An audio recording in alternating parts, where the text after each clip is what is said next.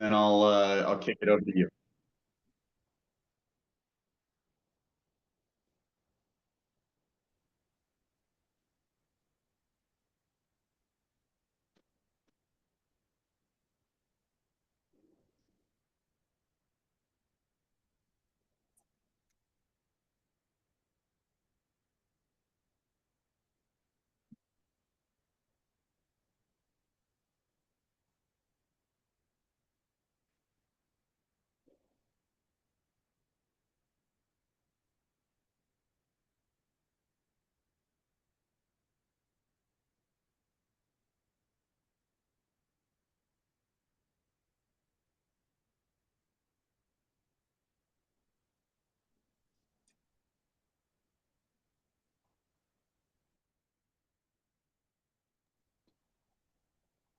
Gene, do you have control? You got control of the slides as well, right?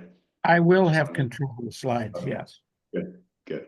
I just have to go to share and then I have to go to my slide presentation. Good. I think in that order. Beautiful. Or some order, who knows? We'll get started in 2 minutes, and we'll be right at the top of the hour.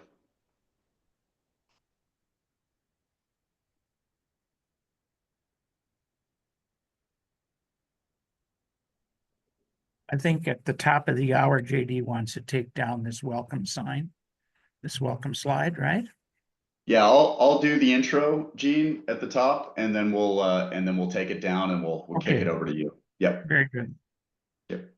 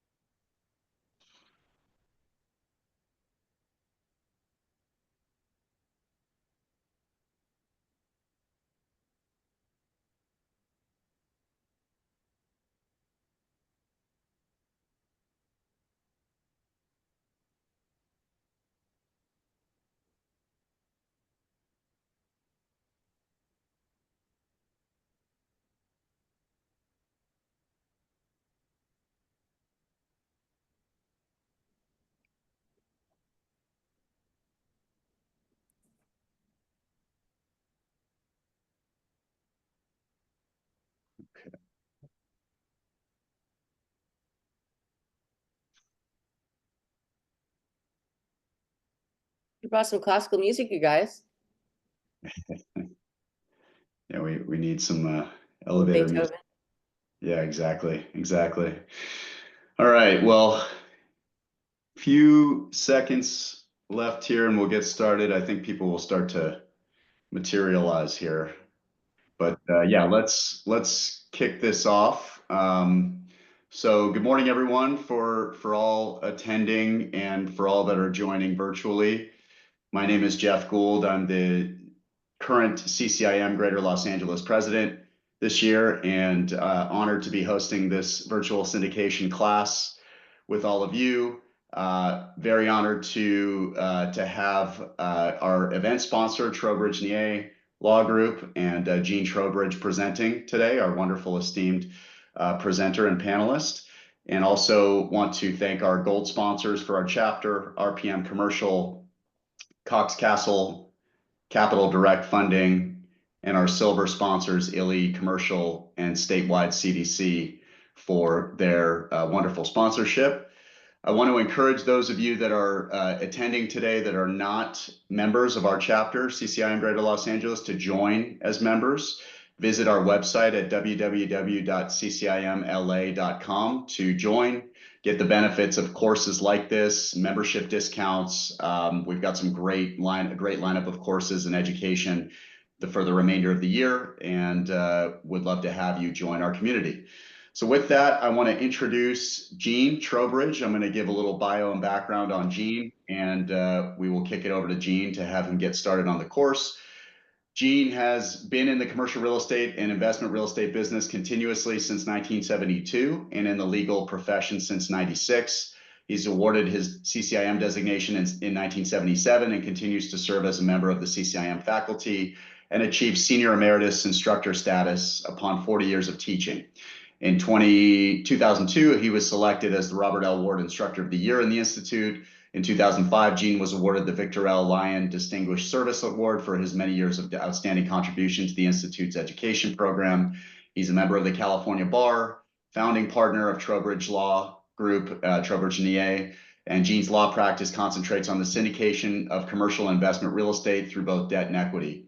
As a former syndicator for 10 years, Gene raised investor capital. He served as a sponsor of 16 investment groups by raising equity from investors through registered representatives in the broker-dealer community, once sending out 1,676 K1s in a single year.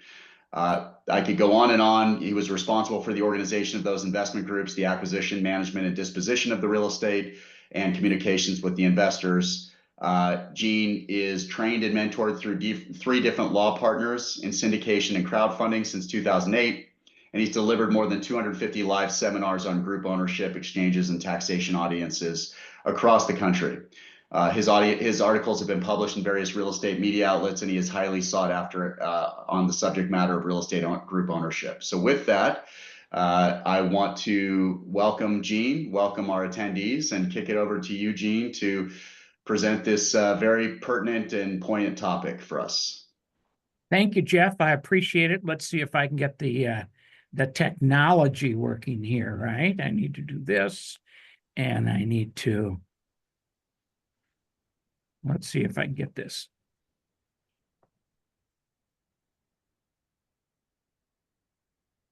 Do you guys, Jeff, do you see a screen? Not quite yet, Gene. Okay, we'll have to go back here just a second. No problem. I don't think I got the share button pushed. There we go. That's a good one. And this will be good. There we are. There we are. There's everyone. There's a couple people. Hi there. I want to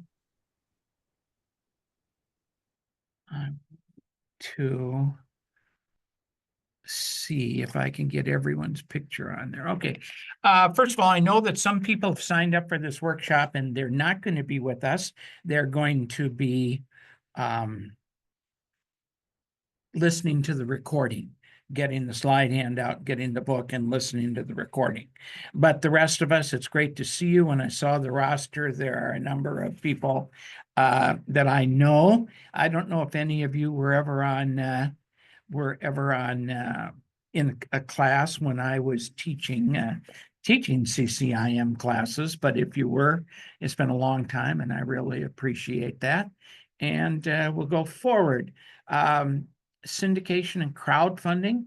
This is where I am now. It's really, according to my introduction from Jeff, I've really been in this space since 79 when I did my first syndication. And so this is my career. I've been in commercial real estate and syndication ever since that. Now, here's the dreaded disclaimer, which I have to say, I'm not your lawyer. I'd like to be, but I would not answer any particular questions on specific offerings that you have.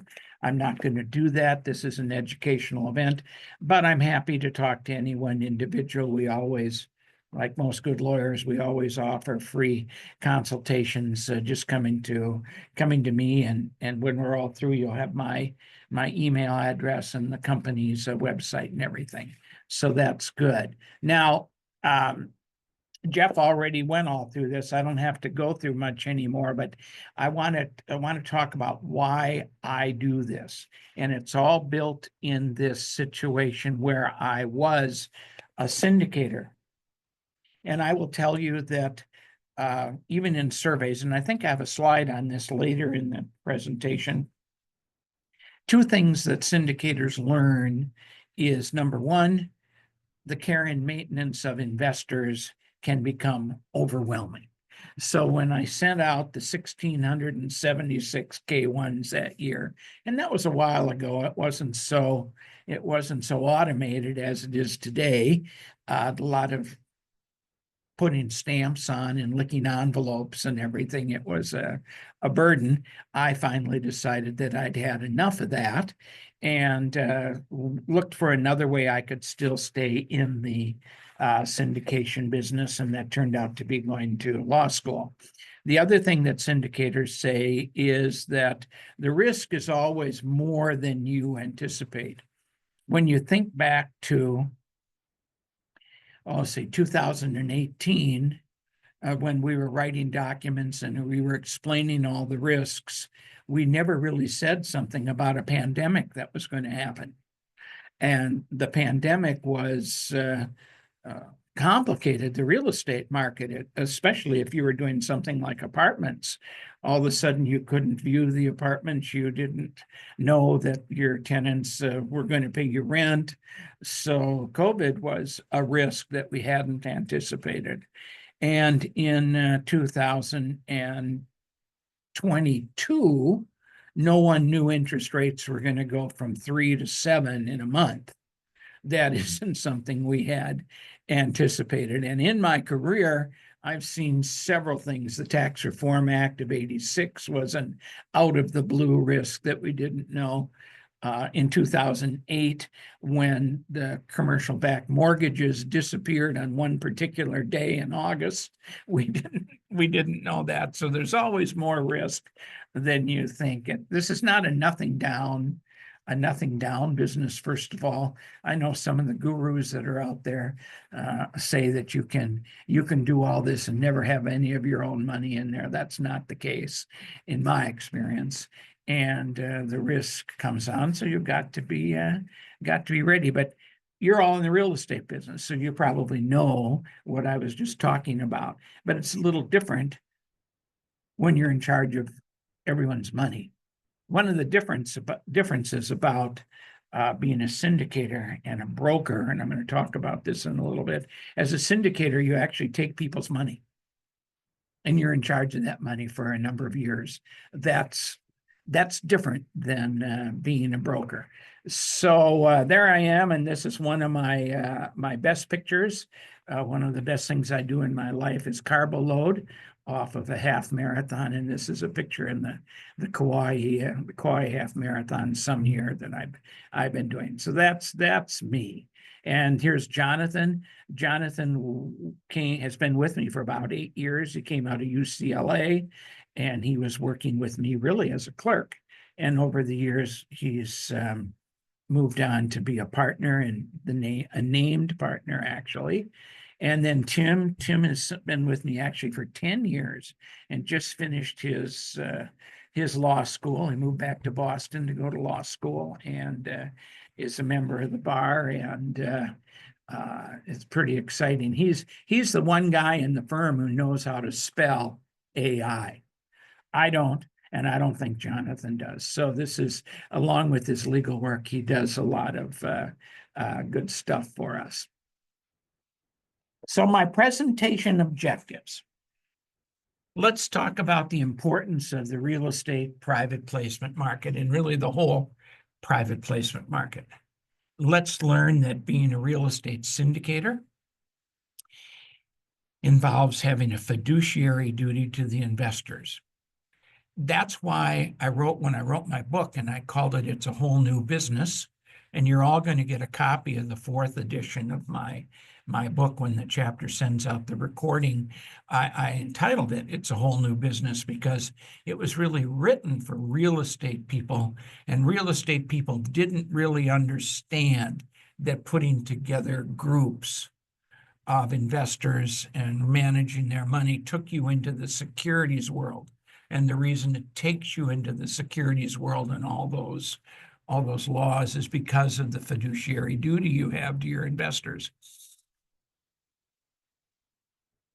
Congress, way back in the 30s, decided that they needed to do something to protect investors who were investing in groups. So they passed the securities laws, and they have a vested interest, even today, in protecting investors. So we're always working within that set of laws, totally different than the brokerage business.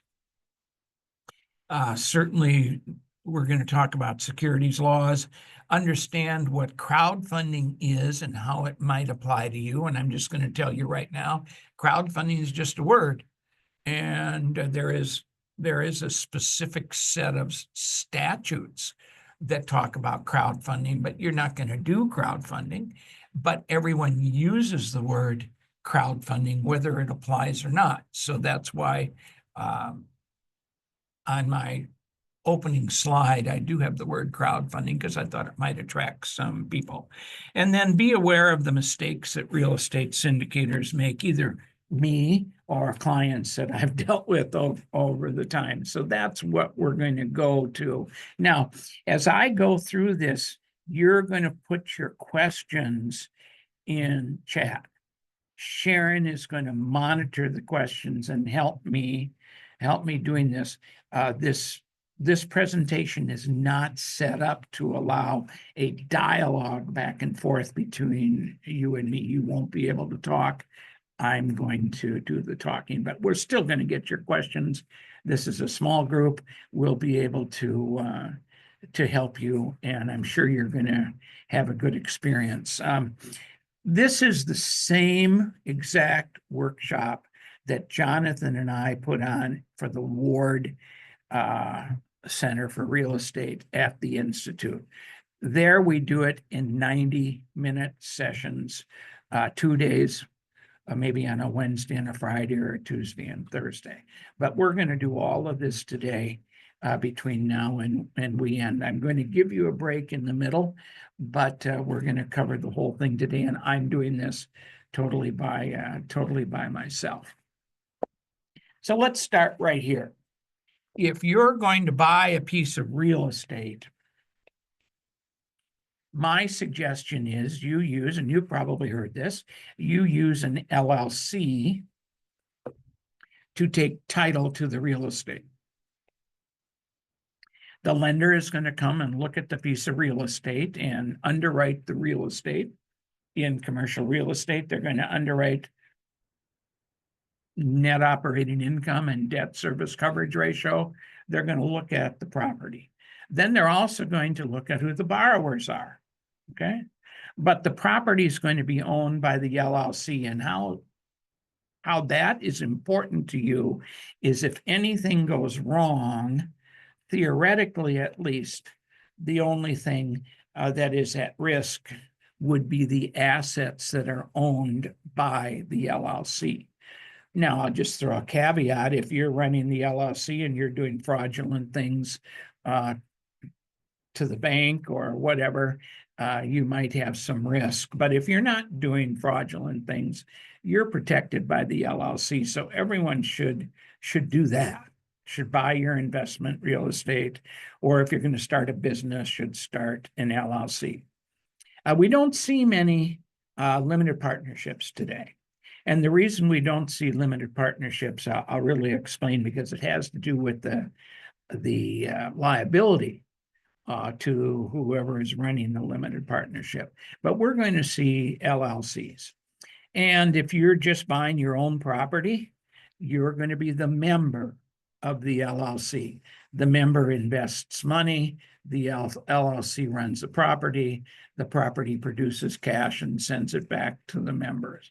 So the member is going to purchase interests in the investment LLC and receive the cash distributions. In this picture, this is a member managed LLC. And this is going to work for one, possibly two people, where we're going to make unanimous decisions. We're going to run everything together, so no one is really in charge of anyone else's money, even to the extent that, let's say that Jeff and I put together a deal and he puts up 90% of the money and I put up 10% of the money. That has the potential of being a security if we allow voting to be based on our investment amount. He has a 90% vote and I have a 10% vote. That puts him in charge of my money. That's the problem. So what we would do in that situation, and here's my advice to you, is yes, he has 90% and he'll get 90% of the cash flow and all that and the tax benefits, and I'll get 10. But when it comes time to vote in our arrangement, there'll be 2 votes, his and mine. And nothing happens unless it's unanimous. Because if it's not unanimous and anyone has in charge of someone else's money, we're into the securities world.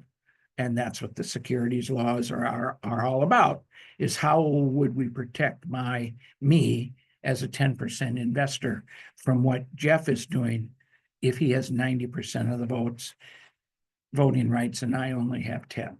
So this is how you start, and that's fine. But given my discussion of how we vote with unanimous voting, you can see pretty quickly that with a large number of members, we're going to have trouble making decisions. So what we're going to do is we're going to, if there is more than one investor, we're going to get into the syndication business. And let's talk about that word. I get a lot of calls. People say, you know, I want to put together a group. I have 10 or 12 investors, and I don't want it to be a syndication. Well, by definition, it is a syndication. If there's 2 or more investors investing for a business purpose, by definition, it is a syndication. We do a lot of things that are syndications in our life. We buy life insurance, we buy health insurance, we fly on commercial airplanes. All those things, we're investing all of our money with all sorts of other people to come up with some solution, some end game. But that isn't the question. When people ask me, I don't want to make it a syndication, that's not the question. What they really are asking, hey, is I don't want to make it a security. Because if I make it a security, I'm in the securities laws, and I'm really not sure what that is. So I'd like to stay out of it. So if there's more than one investor, a number of investors, we're going to need someone to make the decision. So here I've gravitated to this picture. We're still starting out the same way. The investment LLC is going to be an LLC formed to own the property, or a blind pool. And there's a lot of vocabulary today, but a blind pool is we're going to raise all the money from investors and we're going to put it, and some people would call it a fund, but blind means they're investing with you based on your experience, your track record, and then you're going to take their money and go out and buy something that they don't know about, but you have control. Other than that, the offerings are generally called specific property offerings, where the investor comes in and knows exactly where their money is going to be invested. And you'll see that in a little bit. So investment LLC buys the property, qualifies for the loan, or gets underwritten anyhow for the loan. The members invest their money. They purchase interests in the investment LLC. The money goes in and the money comes out back to the members. And here is what makes it a security. There's a manager. The manager, and I'm going to suggest every attorney that you work with, whether it's me or someone else, should suggest to you that if you're going to put together a securities offering, that you as the managers form an LLC. Put yourself inside the LLC and get the asset protection over all your other assets that you'll get from an LLC. One of the reasons we don't use limited partnerships anymore is limited partnerships have what they call a general partner. And the general partner has total liability, has no asset protection. Another problem with the limited partnership world is that the partners, the limited partners, can't vote.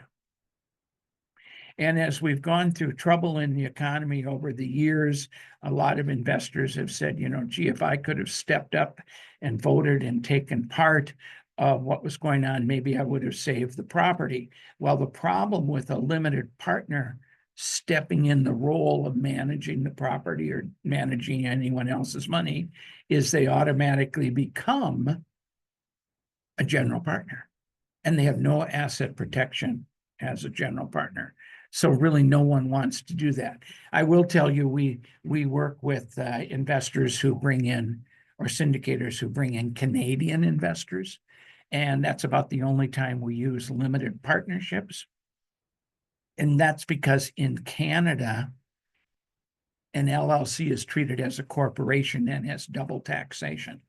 So Canadian investors want limited partnerships. But in the States here, we are using LLCs. And I'll just comment on a pet peeve I have. Many people out there in the industry talk about, well, I'm going to raise some money from LPs and I'm going to be the GP. That isn't what they're doing. They're raising money from members and they're going to be the manager. But the language, just like the word crowdfunding, the language is so embedded that we're using LPs and GPs that I hear it all the time. Earlier this year, I had a client who called me and said that when he showed our offering documents to an investor, and it was an LLC, the investor was confused because the investor thought he was going to be a limited partner. And nowhere in the documents did it ever say the word limited partner. It said member. And so the investor was confused. Well, we may have to do some education on that, but that's all I'm going to say about that. Go ahead and use those words, LP and GP, if you want, but just understand that more than likely you're going to be dealing with members and the managing member. So here we have the investment, the members, the managing member, and we have something called enhancers. When we go to the bank to qualify for the loan, the bank is going to say, who are the borrowers? Well, actually, the property is the borrower, but just like when you buy your house, the house qualifies through an appraisal, but then they look at the people who own the house to check their net worth and their credit worthiness. Same thing in a commercial property. The lender will look at who's in the manager LLC. They will apply a net worth characteristic to that group. And typically, the net worth of the managers has to equal or exceed the loan that's being sought on the property. So let's say we're looking for a $3 million loan.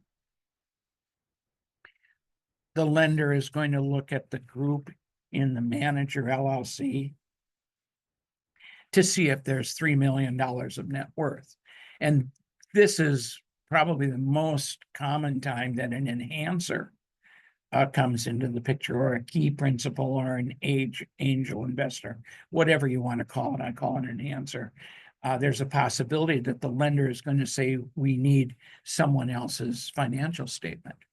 And so we can find someone who will give up their financial statement and maybe sign on the loan. And the question is, do they become a member of the manager group, or do they stay outside of the manager group? And that is a question that'll really be answered by the lender. What does the lender want? Now, enhancers generally get paid for what they're doing. If you're giving up your financial statement so that this group can buy a property, giving up that financial statement is a value. So we pay them. Sometimes we pay them cash. Sometimes we give them percentage ownership, but there's some transaction going on there so that the enhancers get compensated. Credit worthiness, liquidity. In commercial properties, often we're dealing with a regional bank, and the regional bank wants a compensating balance. They want a deposit. Well, you don't want to raise the money from investors and then put that $200,000 or $500,000 in a bank account that earns, what, 1%? So you'd go out and try to find someone who already has a savings account.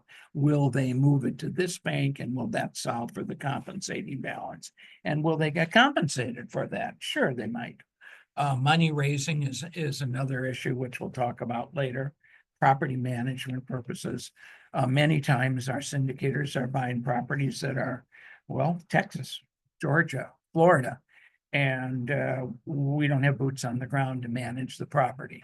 Does the lender require property management to be local? And does the lender require that the property manager be part of the manager group? Most of this is dealt with by the requirements of the lender, and you really don't know until you get into the deal. But as I can see, if I tell you a story, here we have members who are investing money in this LLC, and they're expecting a potential of a profit. Nothing's guaranteed. And it's all going to be managed. It's all going to happen by what the manager does. So an investment of money in a common enterprise with an expectation of profit through the results of a manager looks like what's happening in that picture. And we're going to come back to those words as we go forward. One of the things I'm going to say now is one of the first questions an investor should ask. Let's say you want to invest in something, or you're going to put together an investment. You're going to ask other people to invest. The first question that should be asked is, Lexi, I know you want me to invest $50,000 in your deal, and I have the $50,000 and I'm happy to do this, but you're going to manage it. Lexi, what happens if something happens to you? I actually think if that question can't be answered, there's no reason to invest. So if you're going to be a syndicator, you better have an answer. And if you're going to be an investor, you better hope the syndicator has an answer. So what we're going to find as we go through this, that this entity, this manager entity, needs to have a continuity plan. And generally it's solved by a second person, or maybe four persons. Maybe there's the manager, and then there's someone who does money raising, and then there's someone who does property management. But whatever there is, we have to provide for continuity. This came true in a big way during COVID. We've had several people who were in charge of the investment as the manager who were sick for months. We even had a couple people die. But that's good, because our policy ever since I started my legal profession is I won't do an offering if there is only one person in this group. You go somewhere else, let someone else do it. I won't do that because I don't think it's fair to the investors. And when I was a syndicator, I had a corporation, an S corporation, that acted as the manager. Now S corporations go on forever. And I had a board of directors. So there were always people who could take over for me. And the S corporation had a life insurance policy on me. In case something happened to me, the board of directors could hire someone. There was money there. They could hire someone to come in and take over. So we had a good continuity plan. And that was all really forced on me by the broker dealers. In the introduction, Jeff said that I raised my money through registered reps, through stock brokerage companies. And they absolutely insisted that there would be continuity in the manager group before they put any of their investors in there. So I carried that thought process on when I became a lawyer. So that's a pretty important slide, something to remember. We'll probably see it again before this presentation is over. Now, what if we want to buy multiple properties, where it's a blind pool or it's semi-specified, meaning we found a seller who wants to sell 2 apartment buildings to us at one time, or 2 self-storage facilities, and we're going to go out and get a mortgage, but we're going to get a separate mortgage on each property, which would be, in my advice, the way to do it. Well, here we form a single purpose entity that owns one of the properties. And who's the investor? Investment LLC is the single member of this single purpose entity, SPE or whatever you want to call it, that owns the property. And all the results of running this property flow up to investment LLC, and then the K1 and the cash flow runs back to the members. So you can have multiple properties in that are owned by investment LLC. That's how that works. Now, one of the objectives is to talk about the size of this private placement market, and it's really amazing. Every year, the SEC prints a result of their information gathering. When we're through with your offering, we send a Form D, as in dog, a Form D to the SEC. It's not that they approve anything or do anything with it, but it's an information gathering form. And from that form, they make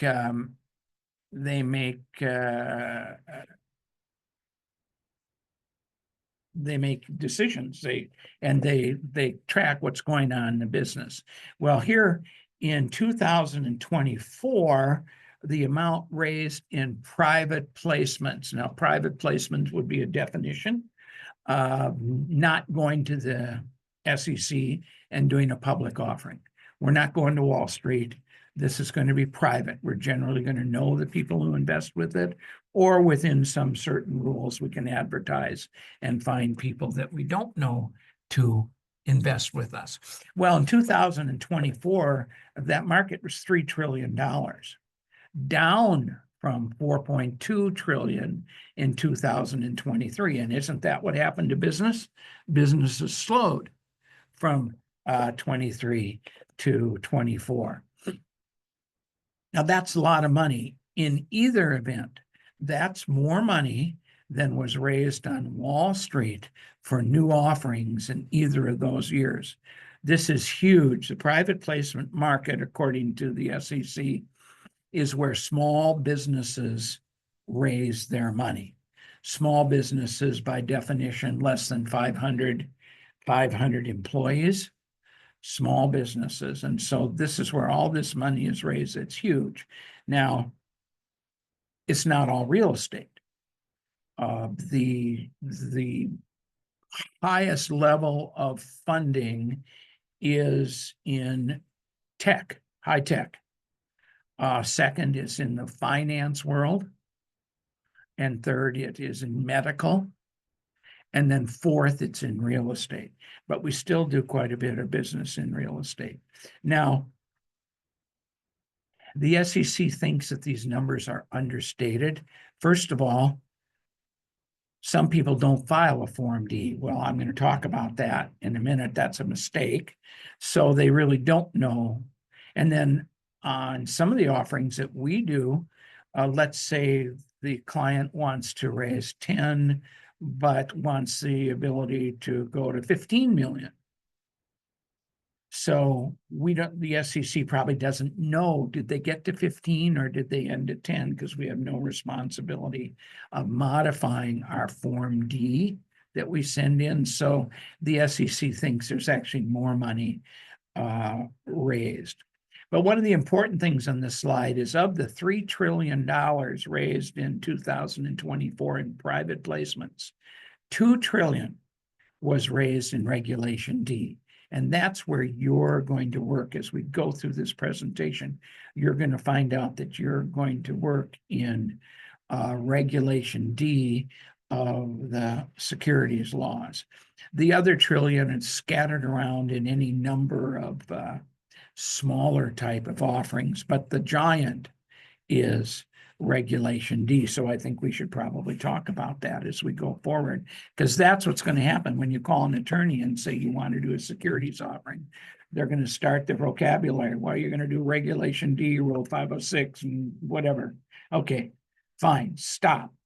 Regulation D is just a private placement, a set of rules that actually became enforced in 1981 when I was raising money Up until that time, there were a lot of unanswered questions of how we could do small offerings. And so the Congress finalized the rule on Regulation D, and we'll talk about that. So what do you need to know about being involved in the securities business? Well, first of all, we're going to talk about the fiduciary duty that you have to your investors. And then we're going to talk about risk and rewards.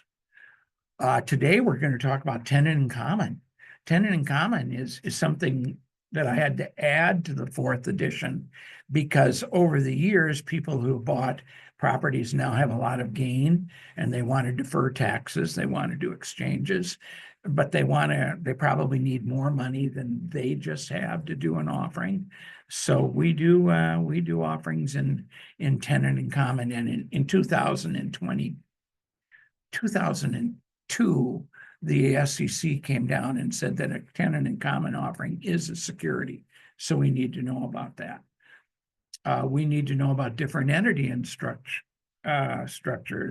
LLCs, limited partnerships, corporations. And I get a lot of calls from people who say they want to do REITs. Well, you don't really want to do a REIT. You don't need to do a REIT.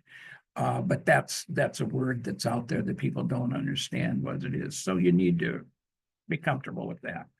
Of course, a big chunk of the book is securities laws. And then we're going to talk about lending requirements. What does a lender look at? A lot of what we do gets wrapped up in the IRS. Well, actually, if you go back to tenant in common and entity structures, those are all things that have to do with the IRS. What are the rules? How do you do a tenant in common transaction and still protect your tax deferral? Accounting procedures. We have a YouTube channel, and our most popular YouTube is the one I did on explaining capital accounts. Capital accounts and passive losses are a mystery to a lot of people, and so we talk about that. And investor relations. I can tell you right now what the answer to investor relations is. More is always better than less. Tell them what they have. Well, all those things are in the book. We're not going to be able to cover all of them in this workshop.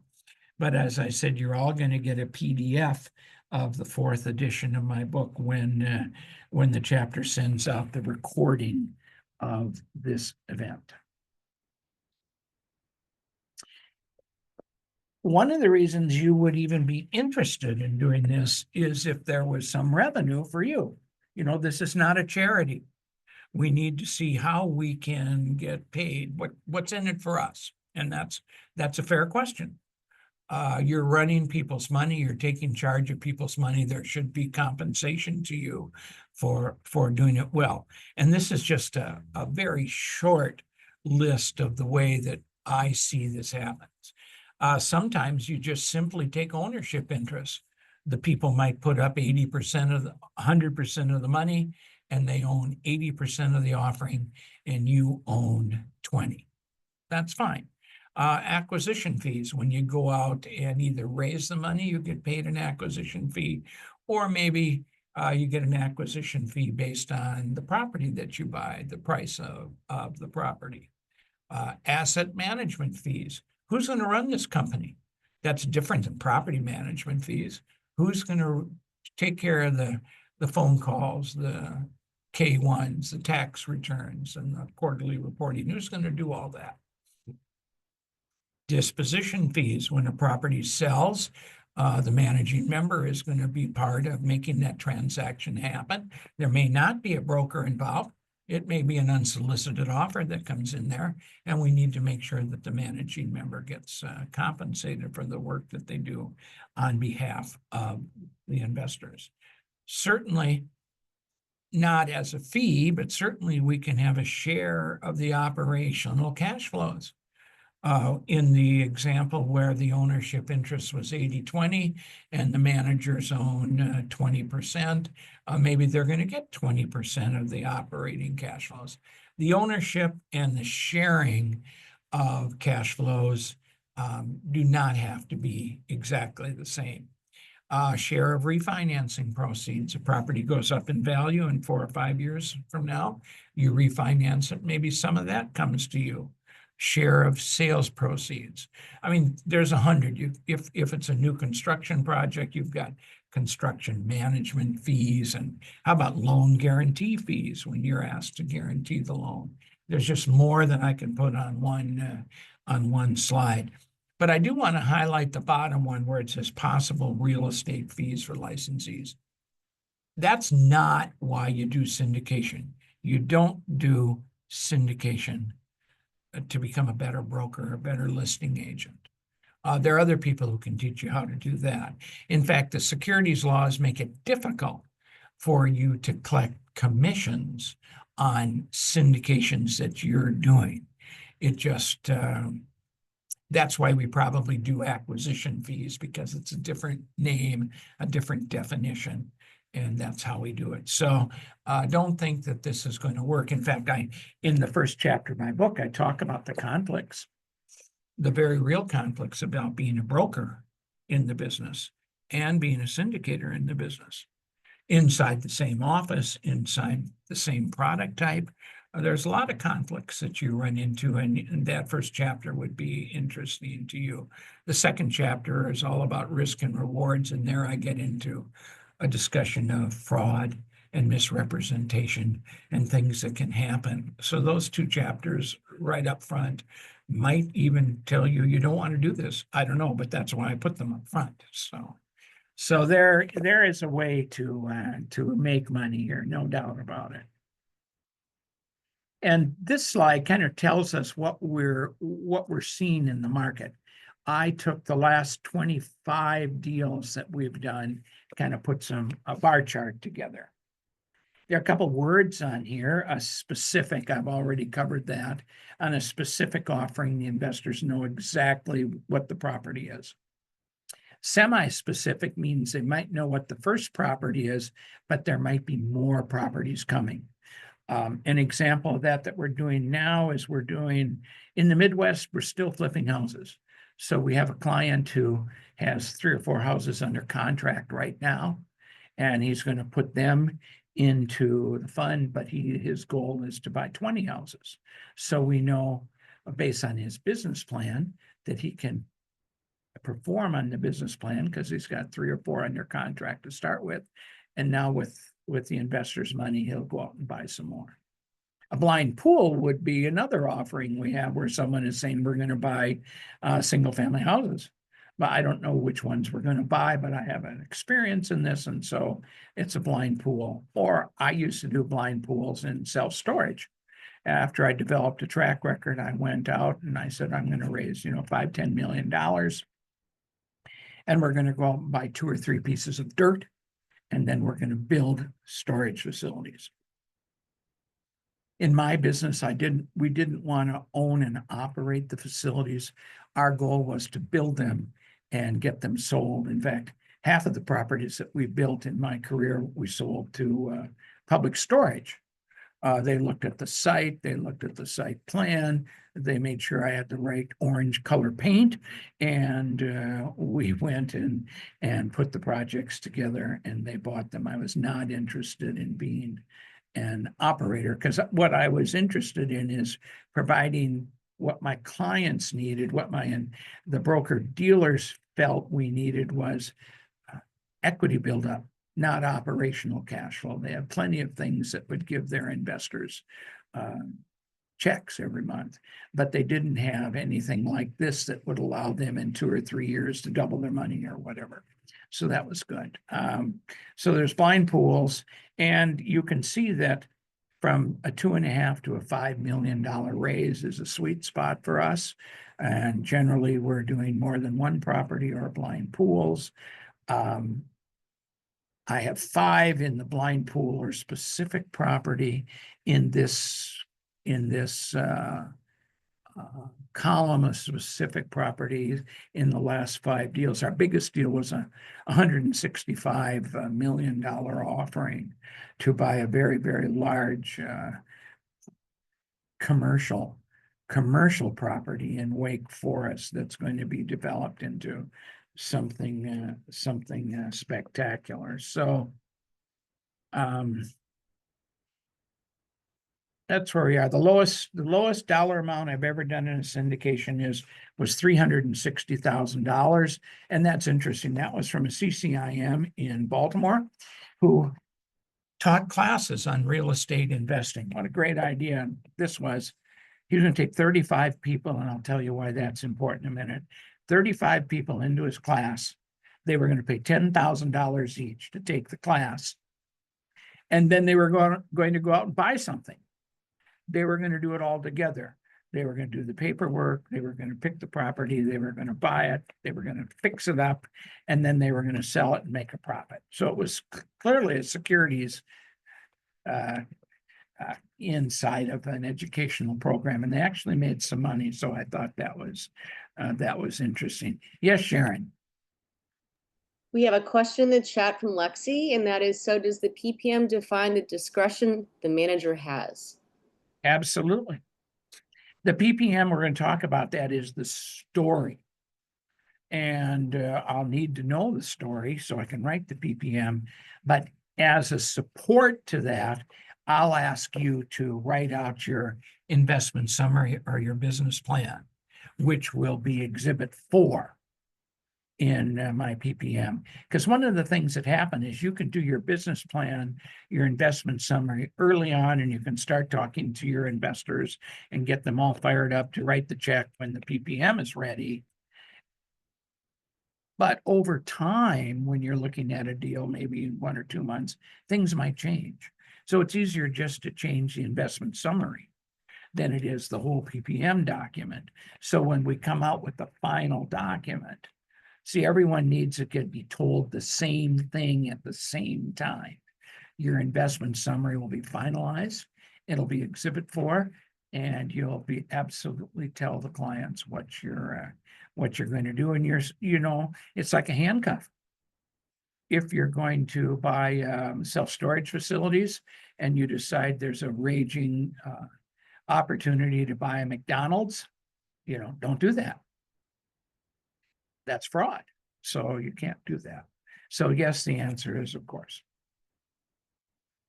Now, this is my picture of the brokerage business compared to the syndication business. In the brokerage business, I think the whole issue is, are you matching people? Are you working with a user who's looking for a property?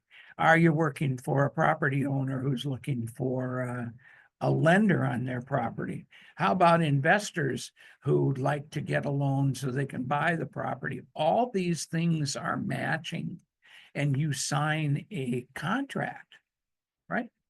If you're a user broker or a listing broker, you sign a contract with someone. They have a responsibility to pay you when you've fulfilled your obligation, and it's over. Okay, it's over. And rarely do you ever take anyone's money.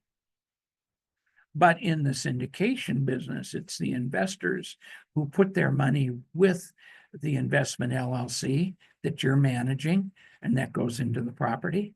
And then the money comes out from the property through the investment LLC back to the investors.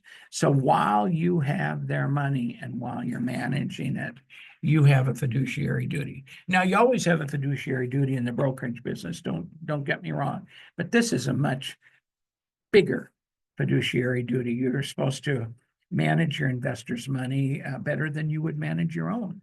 This fiduciary duty is where we run into fraud and misrepresentation and intentional acts that are bad. The securities laws are criminal. It's a criminal statute.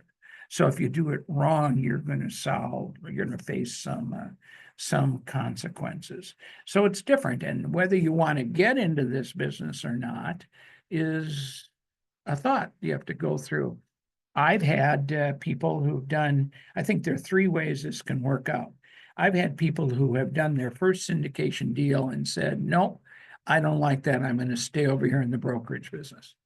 I've had people who have done their first syndication deal and say, boy, I really love that. I'm going to leave the brokerage business and just be a syndicator. And that would be me. That's how I did it. And then I've had some people who say, I can do both. You can. Carefully, you can certainly do both. We just have some problems with conflicts. Conflicts which you'll read about in the book. Now, since we're all CCIMs here, you can't have a course without a T-bar, right? So I want to show you what I think about the way we look at these offerings. If you were going to buy a property yourself, all cash, you would do your due diligence and you would determine what the price is. You would analyze the cash flow before tax through your holding period. You would probably come up with a disposition strategy and decide, well, we're going to hold this for 7 years or whatever. And then you would do your sales proceeds before tax as an analysis. Now, one thing just as an aside, in the syndication business, we don't do any projections for the investors on an after-tax basis because there's so much going on in an investor's life that we wouldn't be right. Okay. However, we talk about we're going to use depreciation, we're going to do a cost recovery, we're going to do all the great things we can do. We're going to do an exchange and we're going to defer. We can do all that, but that's a description. And then the investor should take the documents if they want to their tax person to talk about how will it affect them. If we're going to do cost segregation, well, that's great. That gets you a lot of write-offs, but can you use them? Okay, we don't want to go into that. Everything is going to be kept before tax. So if I'm going to buy this property myself and I know how much in, how much out, and when, which you've all heard about, I can calculate. Boy, I can calculate IRR, I can calculate cash on cash, I can calculate net operating income, I can calculate financial management rate of return. I can do all those calculations because I know everything. I know how much in, I know how much out and when. Great. But most of us use debt. So here comes really another investor. The investor, the lender's going to underwrite the loan and decide how much will they put in the deal. They're going to quote you the annual debt service on the loan according to current terms and conditions. And then you're going to know at the end of the holding period what the payoff is. So this investor actually can calculate their yield also. They know how much they're putting in, they know how much they're getting out, and when they're getting it out. So they can have a yield. And we teach in the course how to come up with the total yield on debt financing, taking into consideration points and prepayment loans and all that. So we can do that. Now, let's say you're going to buy a property, you're going to get a loan, and you've got enough cash to do it yourself. Okay, so you know how much your initial investment is, given the cash flow before tax minus the mortgage payments. You know what your cash distribution is going to be, the sales proceeds minus the payoff. Here's your cash distribution at sale. And because you know how much in and how much out, you can do all the measurements that we talked about and calculate your cash on cash and your IRR and whatever. That's great. But in the syndication world, there's another T-bar. And this is the T-bar for the sponsor, the managing member.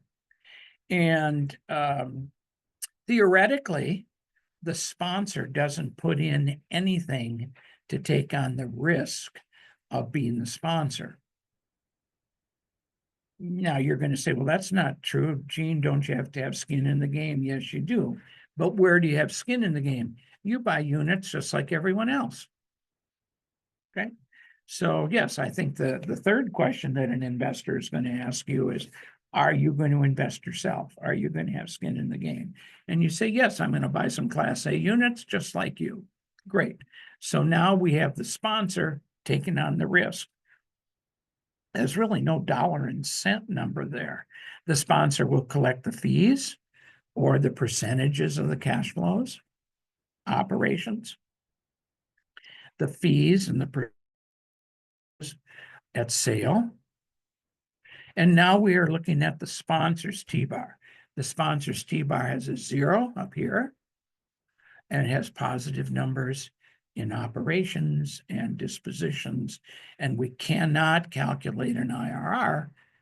If you put all that in your calculator and calculate IRR, it says no solution because there's no initial investment. So in order to figure out what's the economic benefit to the sponsor of doing this deal, we use another technique we have, and it's the present value technique.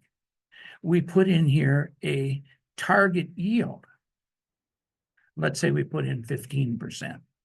And 15% would be a common target yield on buying a property as a sponsor that has current cash flow and is not a rehab, a development or something. It's just a current property, a McDonald's, okay, a Dollar General store like that. If you put 15% here and then solve for present value or net present value, whatever calculator you're using, what you're going to come up with is in today's dollars, based on a 15% discount rate, what will this stream of cash flow be worth to you? And then now you're going to make a decision. Is that cash flow in today's dollars worth the risk I'm going to take for being the sponsor? And if you're a broker, you always look at it and say, well, why don't I just sell the property and take the commission? Why do I go through all this stuff? Well, that all depends on what your goals are. But that's how you value your sponsor position, is a present value of the future cash flows. And I've already said 15% is a good number to use if it's a stable investment. Now, if you're building something or it's a rehab and you're not going to get any cash flow for a couple of years, you might want to, and there's a lot of work involved for you, you might want to up that. When I work with clients, I tell them to put 25 in there. Let's discount those cash flows for the additional risk and come up with today's present value of that position. And that's good. Now, one of the things that I learned from being a syndicator is where you put this T-bar. When I started out, not as comfortable with my money raising ability as I grew into, I had the investor's T-bar here and my T-bar over there. And what that led me to was, how good of a deal do I need to make it for the investors so I can raise the money?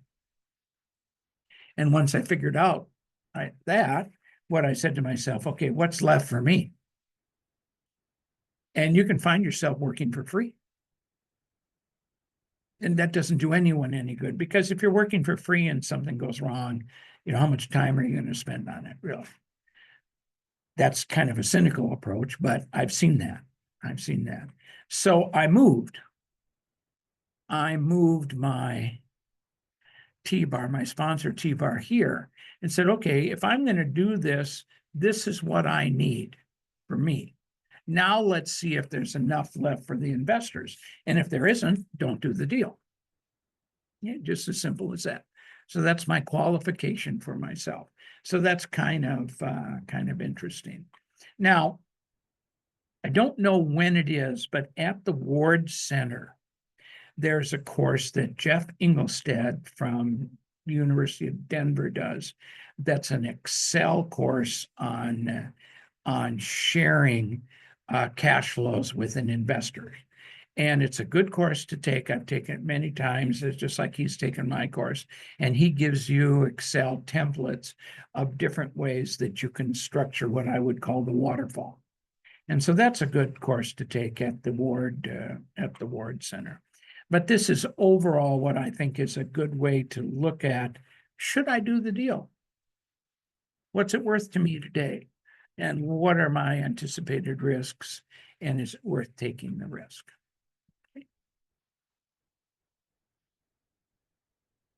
So back to my favorite picture. It's really funny. I've been using this picture for years.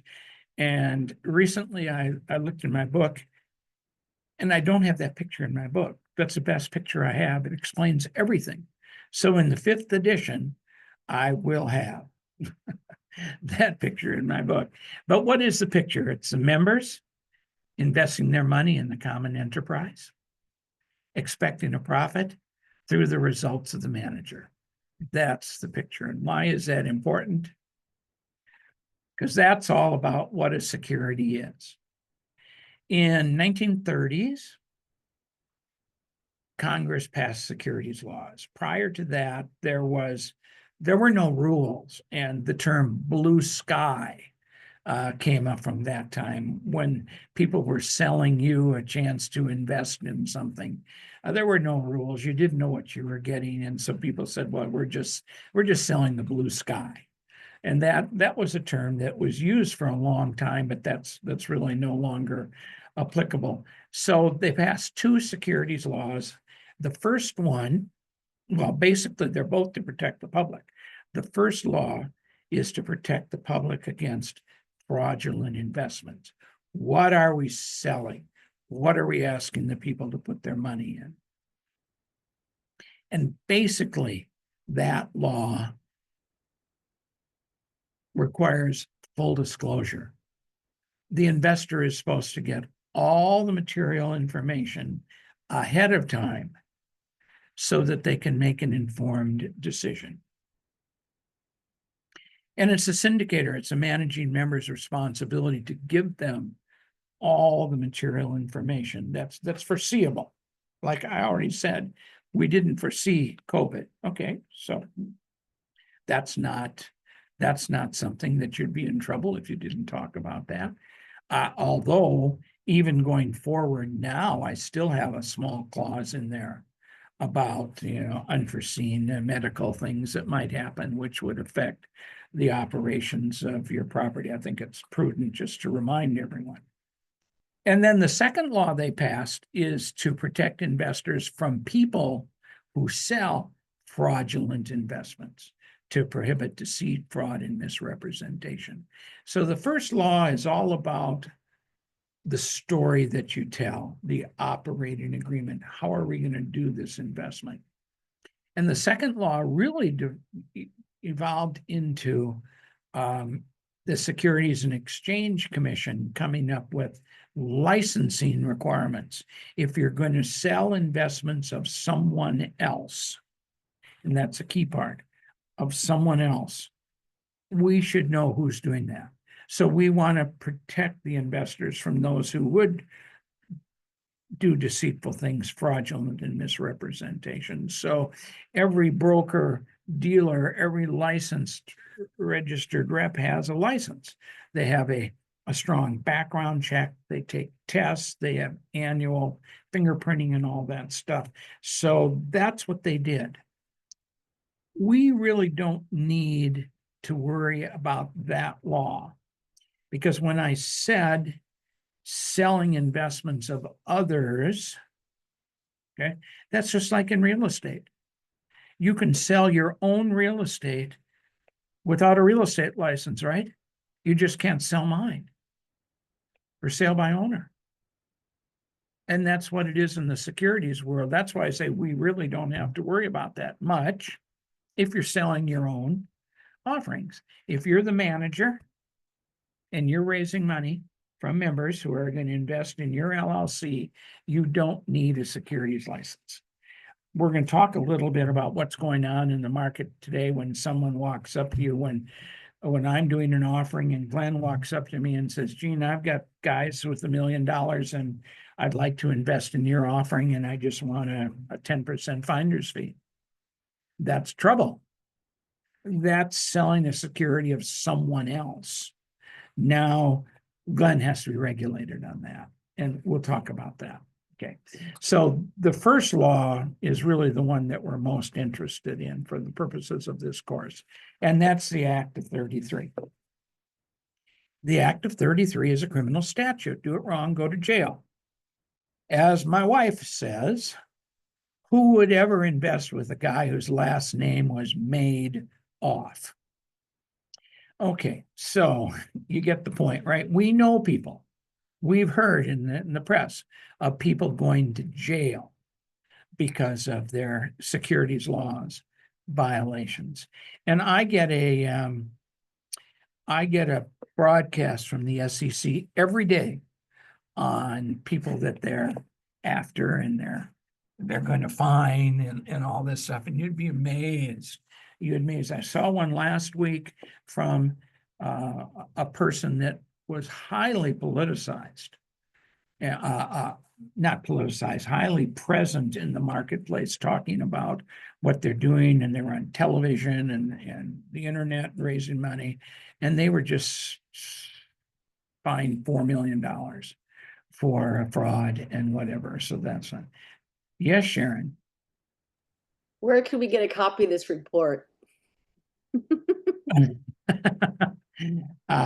Well, I don't know. I'll talk to you about that later. Sounds The good. Then the SEC does no action letters and whatever. So it's a criminal statute. It defined what a security is, because before the Act of 33, no one even knew that we were going to use the term security. And in the definition of security is the term investment contract. That's what we work under. It's kind of a catch-all phrase. And the definition, if you go into you Google the definition of a security, it's a huge long paragraph. It starts with a note, a deed, a stock, and a bond, an indenture, all the things that you think. And then it gets down to, in the middle, an investment contract. And no one really knew what that was for a while. And then it established that every security must be registered with the SEC unless it's exempt. Regulation D exempts securities from being registered with the SEC. No wonder it's so popular. We don't have to go through the time and the expense and the scrutiny of bringing your offering to the marketplace on one of the stock exchanges. It's a private placement, so it's exempt. That's important. But if you screw up and you violate the law, all of a sudden you lose your exemption, and now you're charged with selling unregistered securities. And that'll put you in jail, or at least get you a good fine. So we didn't know what an investment contract was until the Howey test. And interestingly enough, the Howey test is a real estate case. In Florida, above Orlando, there was a place called Howey in the Hills. And in Howey in the Hills, in that community, was an agricultural company, Howey Agricultural Inc., or whatever it was called. And what Howey was doing is they were selling off small parcels, maybe half acre, quarter acre, in their citrus farm to investors. And they were telling the investors, you could buy a half acre or a quarter acre, we'll carry the paper. You can buy it from us, but we're going to run the trees. We're going to take care of growing the trees, harvesting the product, putting little plastic oranges and going out and selling it at Disneyland or whatever they were going to do. And we're going to share the revenue with you. And that's good, because with the revenue, you can make your payments on the land contract. And someday your land contract will be paid off, but you'll still get the revenue. And I guess they probably said, I don't even know if the law was there, but I'd say, and you can come to Florida and visit your business and get a write-off. Who knows? But anyhow, they said that. And they sold a lot of the ranch, a lot of their farm. And then they went bankrupt. Now, what did they have as an asset? They had all these land contracts. And so they now started to foreclose because the people were not getting any more revenue from the sale of the orange juice. They stopped making payments on the land contract. And Howey went to court to force them to pay on the land contract. And a group of attorneys who represented all the people said, you know, we didn't really buy that. to own a piece of dirt under all these orange trees. What we bought was Howie's promise to make us money. Oh, what we think it was an investment contract. And it got decided several different ways. It finally went up to the Supreme Court. And in the early 40s, the Supreme Court decided the Howie case. It's SEC v. Howie is basically what it is. And in an investment contract, the Supreme Court said, here's what an investment contract is. It's an investment of money in a common enterprise with an expectation of profit solely through the efforts of a promoter. And Howie's land contract says to the people, you're going to buy the land, which is part of our whole agricultural company. So it's an investment of money for the land in this common enterprise. We'll share the profits with you, but you can't touch the trees. We're doing everything. You have no involvement at all. Count on us to process the fruit, sell the fruit, and share the revenue with you. So that was determined to be a security. And that is the case today. You've seen my pictures. I've said it 3 times already, an investment of money in a common enterprise with an expectation of profit through the results of the managing member, through the results of the promoter. So that's the law that we work under today, the securities law. Howie, and there are some laws that have come along since that. One of the laws says it just doesn't have to be money. It could be cryptocurrency. It could be time that you work. It could be anything of value. And then expectation of profit. That could be just simply interest. One of the big cases was someone who sold people a lot of pay phones and agreed just to pay them an interest return. And of course, payphones went out of business, and so they couldn't raise the money, so they couldn't pay the people interest. And that was determined to be a profit. So it's expanded a little bit, but it's still the same deal. Like we do debt funds where people, syndicators come in, they raise money from investors, and then they go out and make bridge loans. And all the investors are going to get is an interest rate on their money. Okay, that's a security. Actually, multiple beneficiaries on a trust deed makes it a security because someone's in charge of the trust deed. And we have multiple investors. So they invested their money in this common enterprise, which is the trust deed. They expect to get their interest. And someone who's promoting it is making it happen.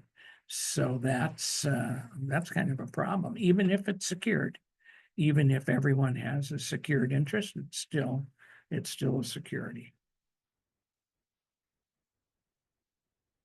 So here we are. We're at a point where we got to know what we're doing. And the first question when someone calls me and says, okay, I want to put together a group of people and we want to buy something, we want to make some loans.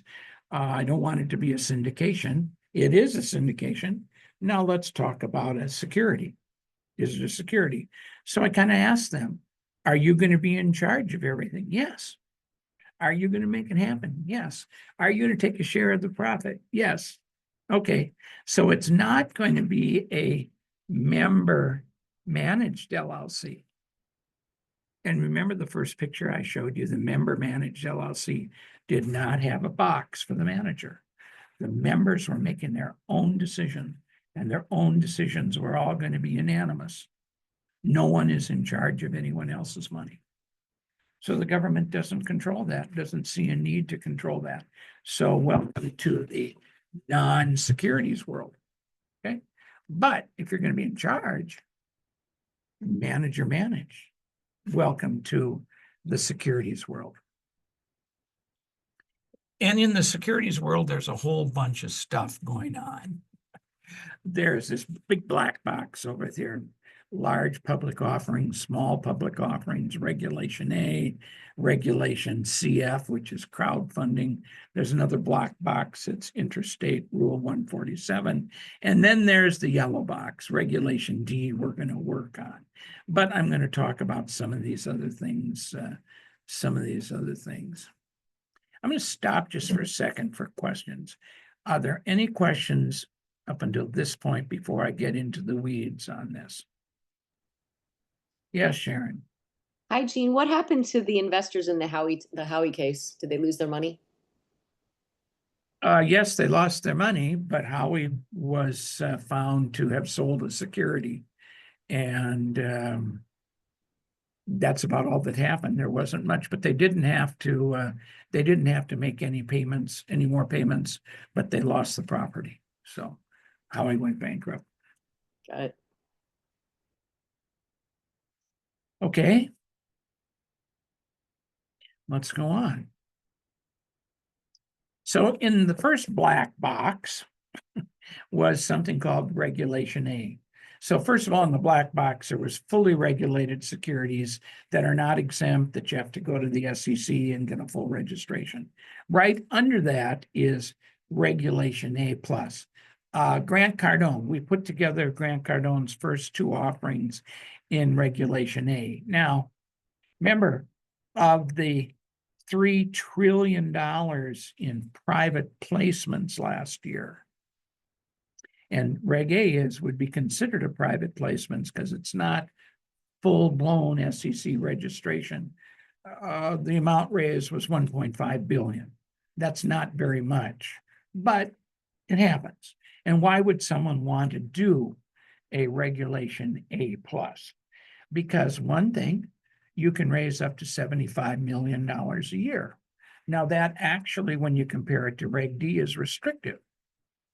But in Regulation A plus, you can raise 75 million a year, and you can certainly use the rich and smart investors, which we'll talk about later. The accredited investors, simply people who can fend for themselves. And you can use non-accredited investors.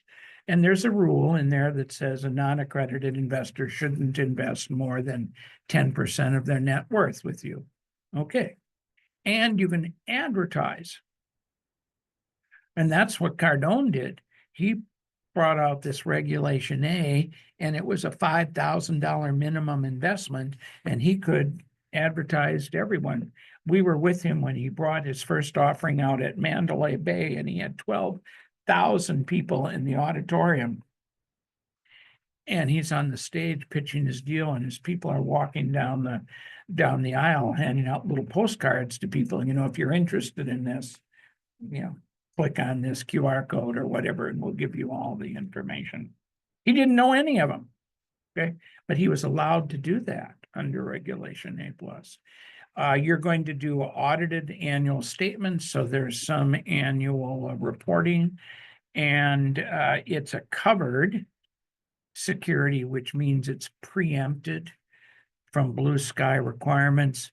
Blue sky requirements still apply to when a state has the ability to say, yes, you can do this offering, or no. A covered offering is preempted from states saying that. The states will ask for an information form. Actually, they're going to ask for a copy of the Form D, but that's all they want. That's all they can get, is an information form that tells them that someone has raised money from their citizens.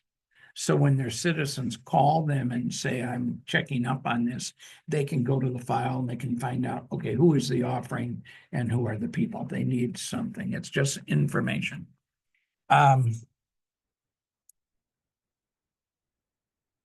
That's cool. I've had some people call me, this is where it might really apply, and call me and say, you know, I have 50,000 people on my YouTube channel. And they're all, most of them are non-accredited, and they'd like to start investing in real estate, and I'd like to advertise to them. Well, okay. The only game in town to advertise to non-accredited investors is Regulation A. It allows advertising, it allows non-accredited investors. You don't have to take any accredited investors if you don't want, and you can raise up to $75 million a year. Okay, so that would work. But by the time I get through telling the people why you wouldn't want to do that, they don't do that. First of all, it probably will take 6 to 9 months to get your offering approved. It's not a full registration, but you need a permit. And in getting your permit from the SEC, they go through every word of your offering, every word of your projections, and ask you to prove up what you're going to say. And why would they do that? Because you can take all these non-rich and non-smart unaccredited investors in there. So they're trying to protect them. What are you doing? Are you telling the truth? Do you have validity to your presentation? So it's time consuming and it's expensive. It's probably $200,000 to get a Reg A plus offering in your first one at least and get that permit. And then you have the SEC and the state regulators might want to see audited statements. So you're under control of them for reporting. But why would I do it? Number one, general solicitation. Number two, you can accept small investors, and that's why Cardone did. He's gone away from Reg A offerings, but the first two he did were just like this, and gave him the ability to be out there in the public and tell everyone who he's doing. That's of some value, just being able to build your brand and advertise. So that's what you might do in Reg A. Now, I want to take a break. I'm going to give you a 15-minute break and we'll come back and we'll do the next part of it. I don't have a clock, but it's about 10:25. I'll be back in 15 minutes, okay? Thank you.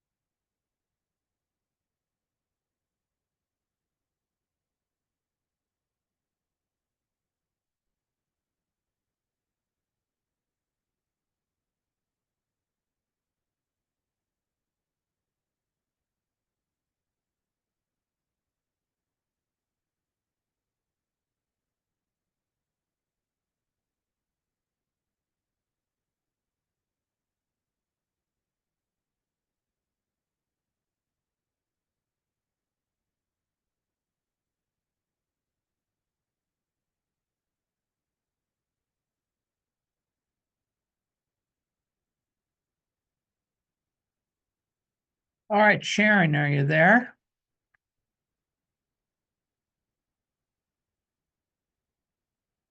Welcome back, Lexi. Hi, Sharon. I'm I here. think, great. I think Glenn is, oh, he's back now too. Okay. So those are the people I've seen. I don't know. I think there are more people on than this, but they don't have cameras on or whatever. So that's fine. So we're ready to move ahead, right? Yes.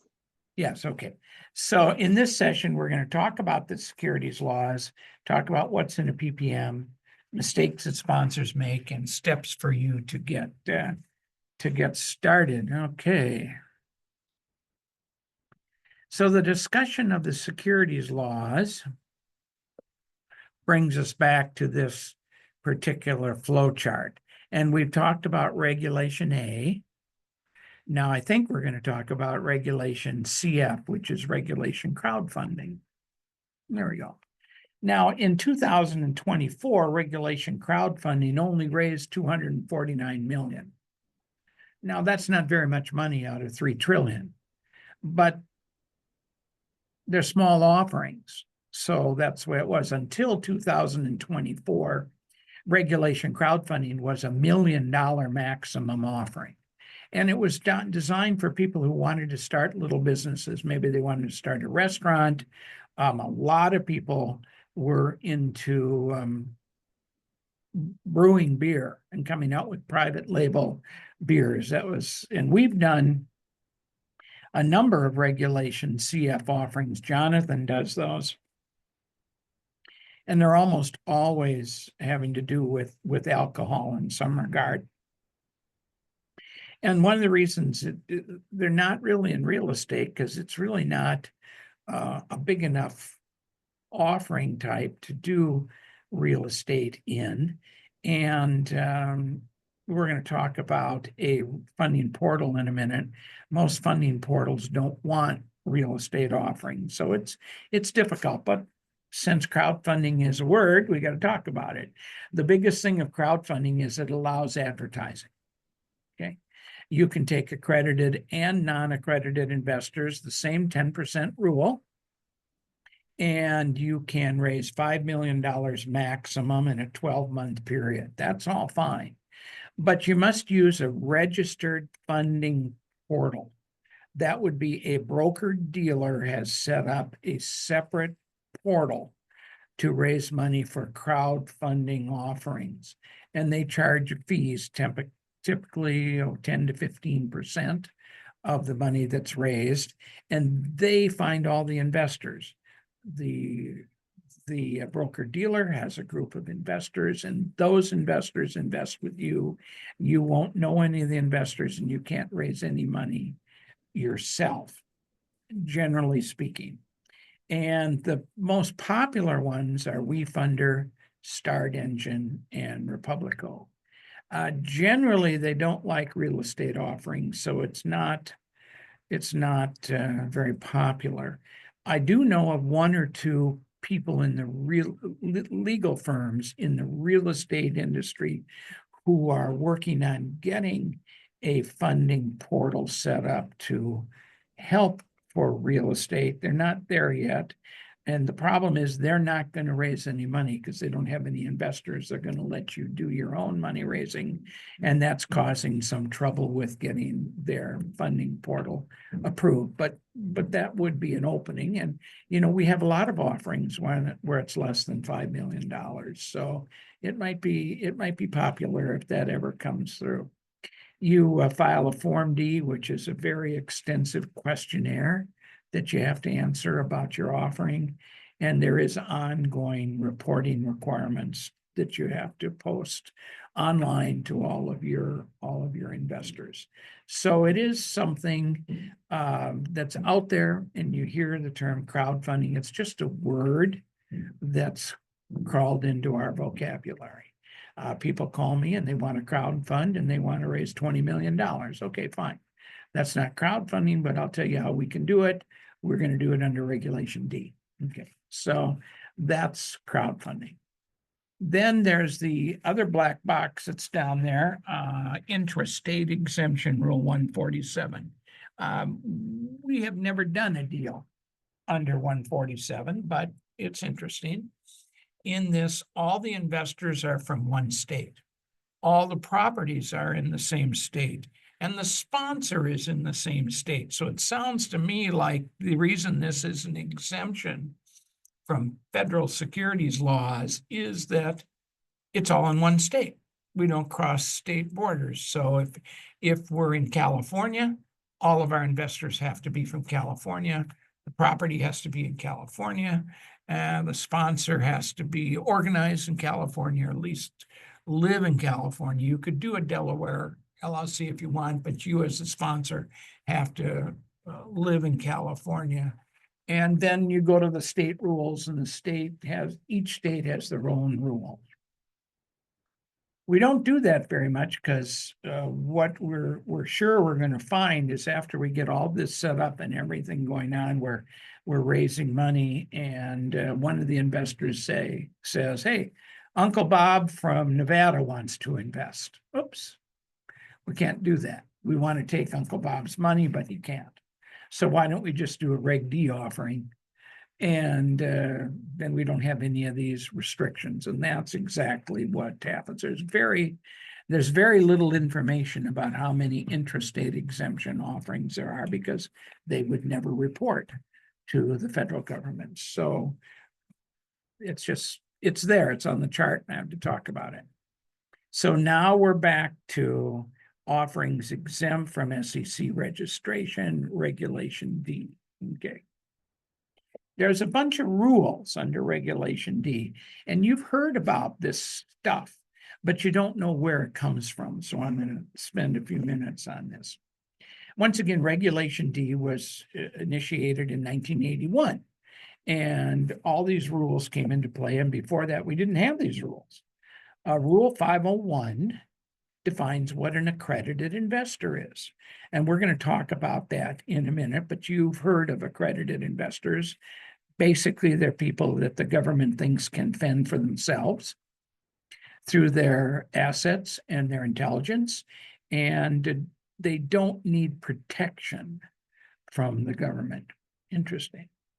Rule 502 has a bunch of things going on. First of all, Rule 502 deals with integration, and integration is a concept where if you try to do two deals at the same time to avoid some rule, they're going to catch you and they're going to put them together, and they're going to give you the most restrictive set of rules, and you can blow your exemption. Remember, Reg D is exempt. So if you follow all the rules, you don't have to be registered. If you blow a rule, now you're selling unregistered securities because your offering is no longer exempt because you've ruined your exemption. Okay, so integration is important, but not so important anymore. A couple of years ago, they came back and said, if you're doing one offering and it ends and you wait 30 days to do the next offering, there's no problem with integration.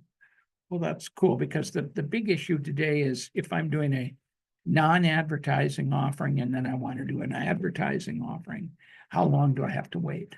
Or vice versa, I'm doing an advertising offering first. How long do I have to wait to do a non-advertising offering? Well, the rule's 30 days. Disclosure. Rule 502 tells you you need a private placement memorandum. And in real estate offerings, there's a specific format that a PPM and your disclosure document needs to comply with, called Rule 5. And that's what we do. That's how we draft our documents. It also, Rule 502 deals with solicitation. This is the rule that says you can advertise or you're not advertising, and all the rules on general solicitation and advertising. And Rule 502 also has the rule that you can't sell the interest that you buy in a Reg D offering during the first year. So what they want to do is they want to make sure that the people who are buying for their own investment and not buying to wholesale and distribute to other people. So it is it does have a one year prohibition against selling, unless, you know, someone dies and they're giving a will, or maybe there's a divorce or something. There are exceptions that the manager can approve. But without the manager's approval, you can't effectuate a resale. Now, Rule 503 requires that you file a Form D. Okay. What's happened in the industry is that if you don't file a Form D, you're not going to lose your exemption. But if they find you, they're going to fine you. And since the first of the year, there was a ruling that came out that found 3 companies who did not file their Form Ds, and they didn't lose their exemption, but they were all fined anywhere from $50,000 to $75,000 for not filing the Form D. And that's okay for the federal government, but the states require a copy of the Form D to comply with their state regulations. So if you don't file a Form D, you can't do the state notices. So you're in trouble with both the states and the federal government. What we do is when I send the final documents to you, even before you've raised a penny, we go ahead and file the Form D. The rule is it has to be filed within 15 days of you accepting money from an investor. So we just short circuit that. And as soon as the documents are done, we file. So we're not in violation. But we still have the issue with the states. The states want their notice filed within 15 days of anyone investing their money. So in real estate deals, we typically think that the close of escrow is when all the money is invested. And so we have 15 days to get information from our clients on the states in which their investors are located.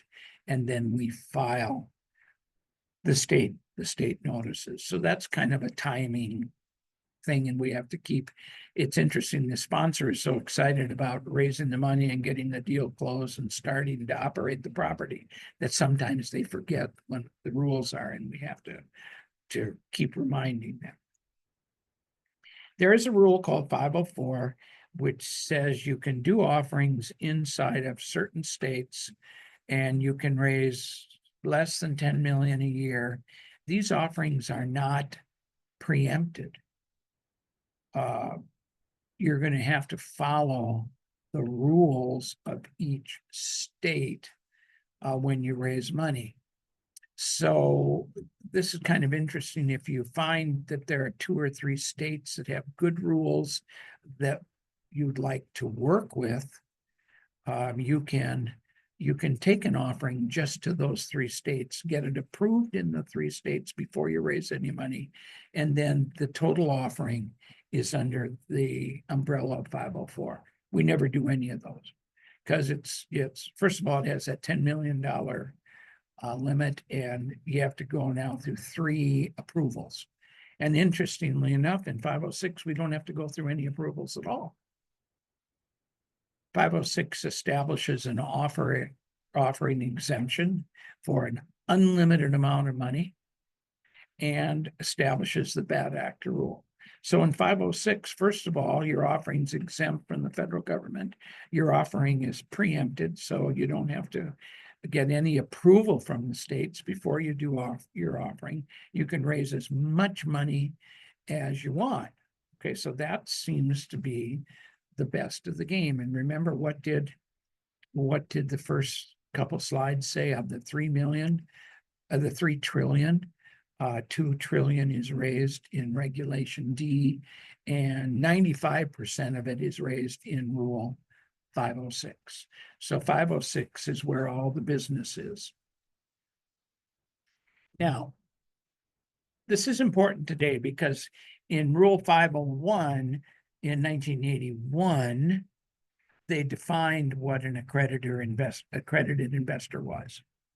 And you might have heard these numbers.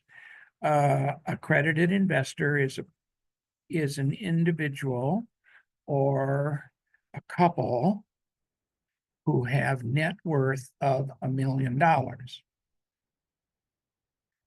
1981, it could have been an individual who didn't have that net worth but made $200,000 a year, or married filing jointly, the couple made $300,000. And entities that were formed, corporations or whatever, as long as they had $5 million in assets, we didn't care who the people were, that entity was accredited.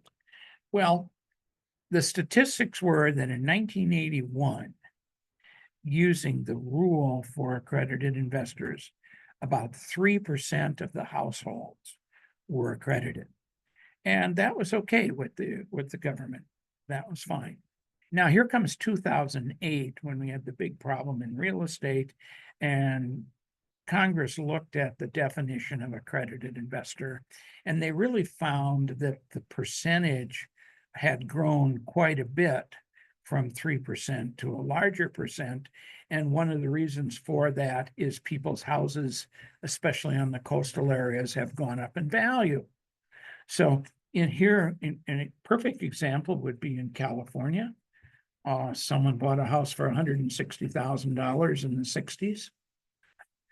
Now it's worth $3 million on the coast, and they're living on Social Security. Well, that $3 million house gives them the definition of being an accredited investor who can fend for themselves. And the government thought, if you're putting the equity in your house at risk in these risky schemes, maybe we should stop that.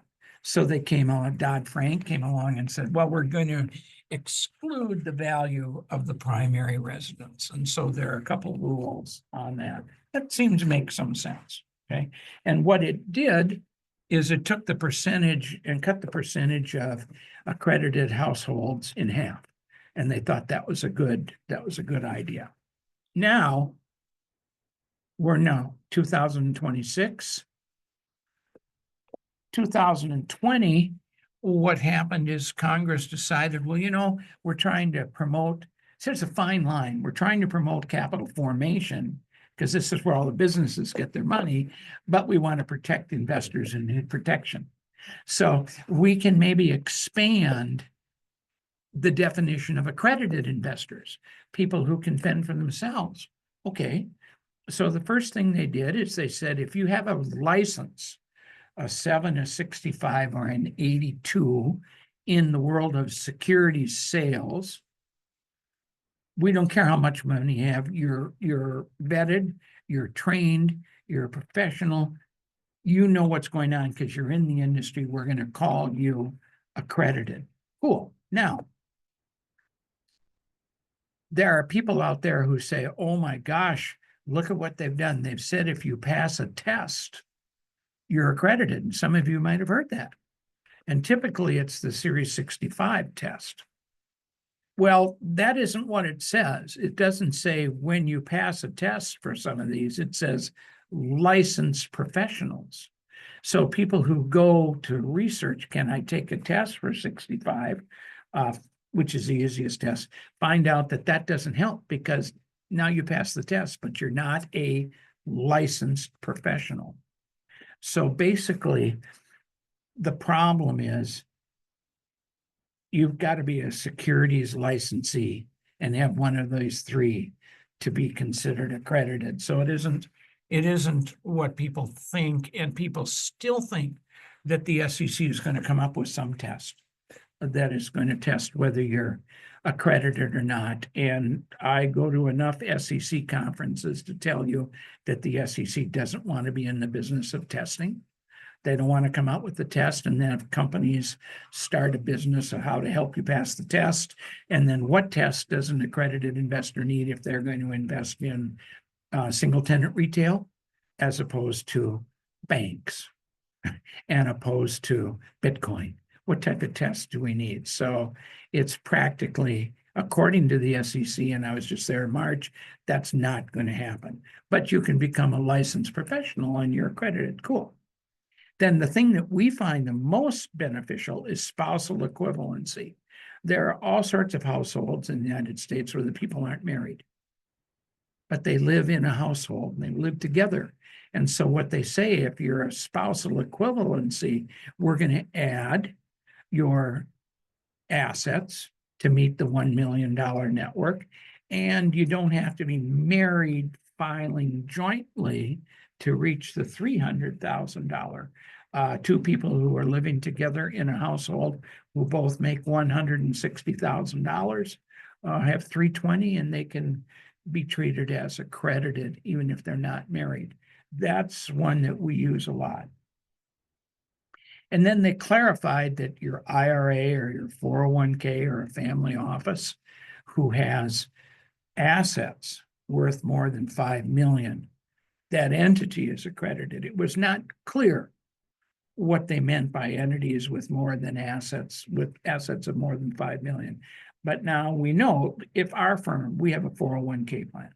If our firm had a 401k plan with more than $5 million in it, not all of our employees individually are accredited, but we could invest our money in our 401k plan into someone's offering as an accredited investor. That's good. And then knowledgeable employees of the sponsor. There are people, and this has applied 4 or 5 times in my business, people who work for a syndicator who aren't accredited individually, but they know enough about the offering and they have a responsible position, which is kind of defined. And the securities laws said they can invest in the offerings of their employer, their sponsor, whether they're accredited or not. They're deemed to be accredited because they know so much about the offering. Well, those 3 things were designed to help raise money. Okay, I want to go back. I don't want to do that yet. But what's happening today? Today, the percentages of households that are accredited in the United States is up to about 18%. And the state regulators and the SEC are concerned that 18% of the households in the United States are now deemed to be able to fend for themselves and don't need the protection of the securities laws. And they think that's too high. So there's always, for the last 5 or 6 years, been a conversation. One of the conversations would be, why don't we take the million and the 200,000 and adjust them for inflation over time? Well, that would triple. So you'd have a net worth of 3 million, individual income of 600,000, and a family of 900,000. They don't see that they want to do that. That would be definitely voted against or commented against by the broker-dealer community who have all these investors who now are accredited, but they would lose their accredited definition. And that's kind of trouble because we're going to find out in 506B, you can only take 35 non-accredited investors. So we don't want the number of accredited investors to be cut in half. That would be difficult. One of the other things that has come up, which I think has some validity to it, but I don't know if it's going to work, is similar to the net worth in your house. Some proposals have come out that we should eliminate in the calculation of your net worth, your retirement funds, your 401k, your IRA. Why would we let you invest your retirement money in these risky schemes? That would, they think, take the number of accredited investor households down to about 10%. Well, there's a whole industry of IRA people who don't necessarily like that. But that seems to make some sense to me based on what they did about should you be risking your homeowner equity in these risky schemes. And that's what they call them. They call them risky schemes. Should you risk your retirement funds? So I don't know what's going to happen, but that's what I'm looking for in this whole area in 2025 and 2026. I'm looking at what's going to happen with interest rates in the marketplace. I think that's important. What's going to happen with the accredited investor definition? We look at that every year. And then we want to talk about finders, and I'm going to talk about finders in a minute. Okay. So here we are where 95% of the $2 trillion is raised. It's raised in Rule 506. When 506 came out in 1981, Regulation D, they had all those rules, and the last rule was 506. There was no B or anything, just 506. And what it said, and I was raising money at the time, you can raise as much money as you want. Well, we never knew that. And you could take unlimited accredited investors. Well, that's fine, but we didn't know what that was. But now we have Rule 501. And because you know the people, we're going to let the investors self-certify. We call that check the box, because you know who's investing with you. If an investor says, I'm accredited, check the box. You should know them well enough to see if that makes sense, okay? In addition to an unlimited number of accredited investors, in a method to promote capital formation, we'll let you take up to 35 people who are sophisticated. They know enough about what's going on, and I'll cover those words in a little bit. Sophisticated but not accredited, you can take up to 35 in your offering. If you take one non-accredited investor, you have to do a PPM. If all of your investors are accredited, you don't need to do a PPM, but you still have the 33 rule, which says you have to disclose to the investors, and Rule 502, you have to disclose to the investors all the material facts before they invest so they can make an informed decision. How do you do that without putting stuff down in writing and giving it to them? Whether you call it a formal PPM or not, you still need to put stuff in writing to give to the investors. But in 506, there was no advertising or no solicitation allowed. Now, how did that affect me when I was out raising money? I had some good offerings, but I couldn't advertise to anyone. The only people I could have invest with me were the people that the broker-dealers knew, or maybe someone I knew, but I couldn't tell anyone about my self-storage offerings. And people who were out there who would like to invest in Gene's self-storage offerings couldn't find out about me. So it was kind of a closed situation. So the Jobs Act came along in 2012 and said, let's let Gene tell everyone in the world about his self-storage offerings. And let's all the people who are out there who are accredited research and find Gene's offerings. So what we're going to do is we're going to allow advertising and solicitation. We're going to allow the sponsors to tell the world about what we're doing. Okay, so 506C came along. No limit on the number of dollars raised. As many accredited investors as you want.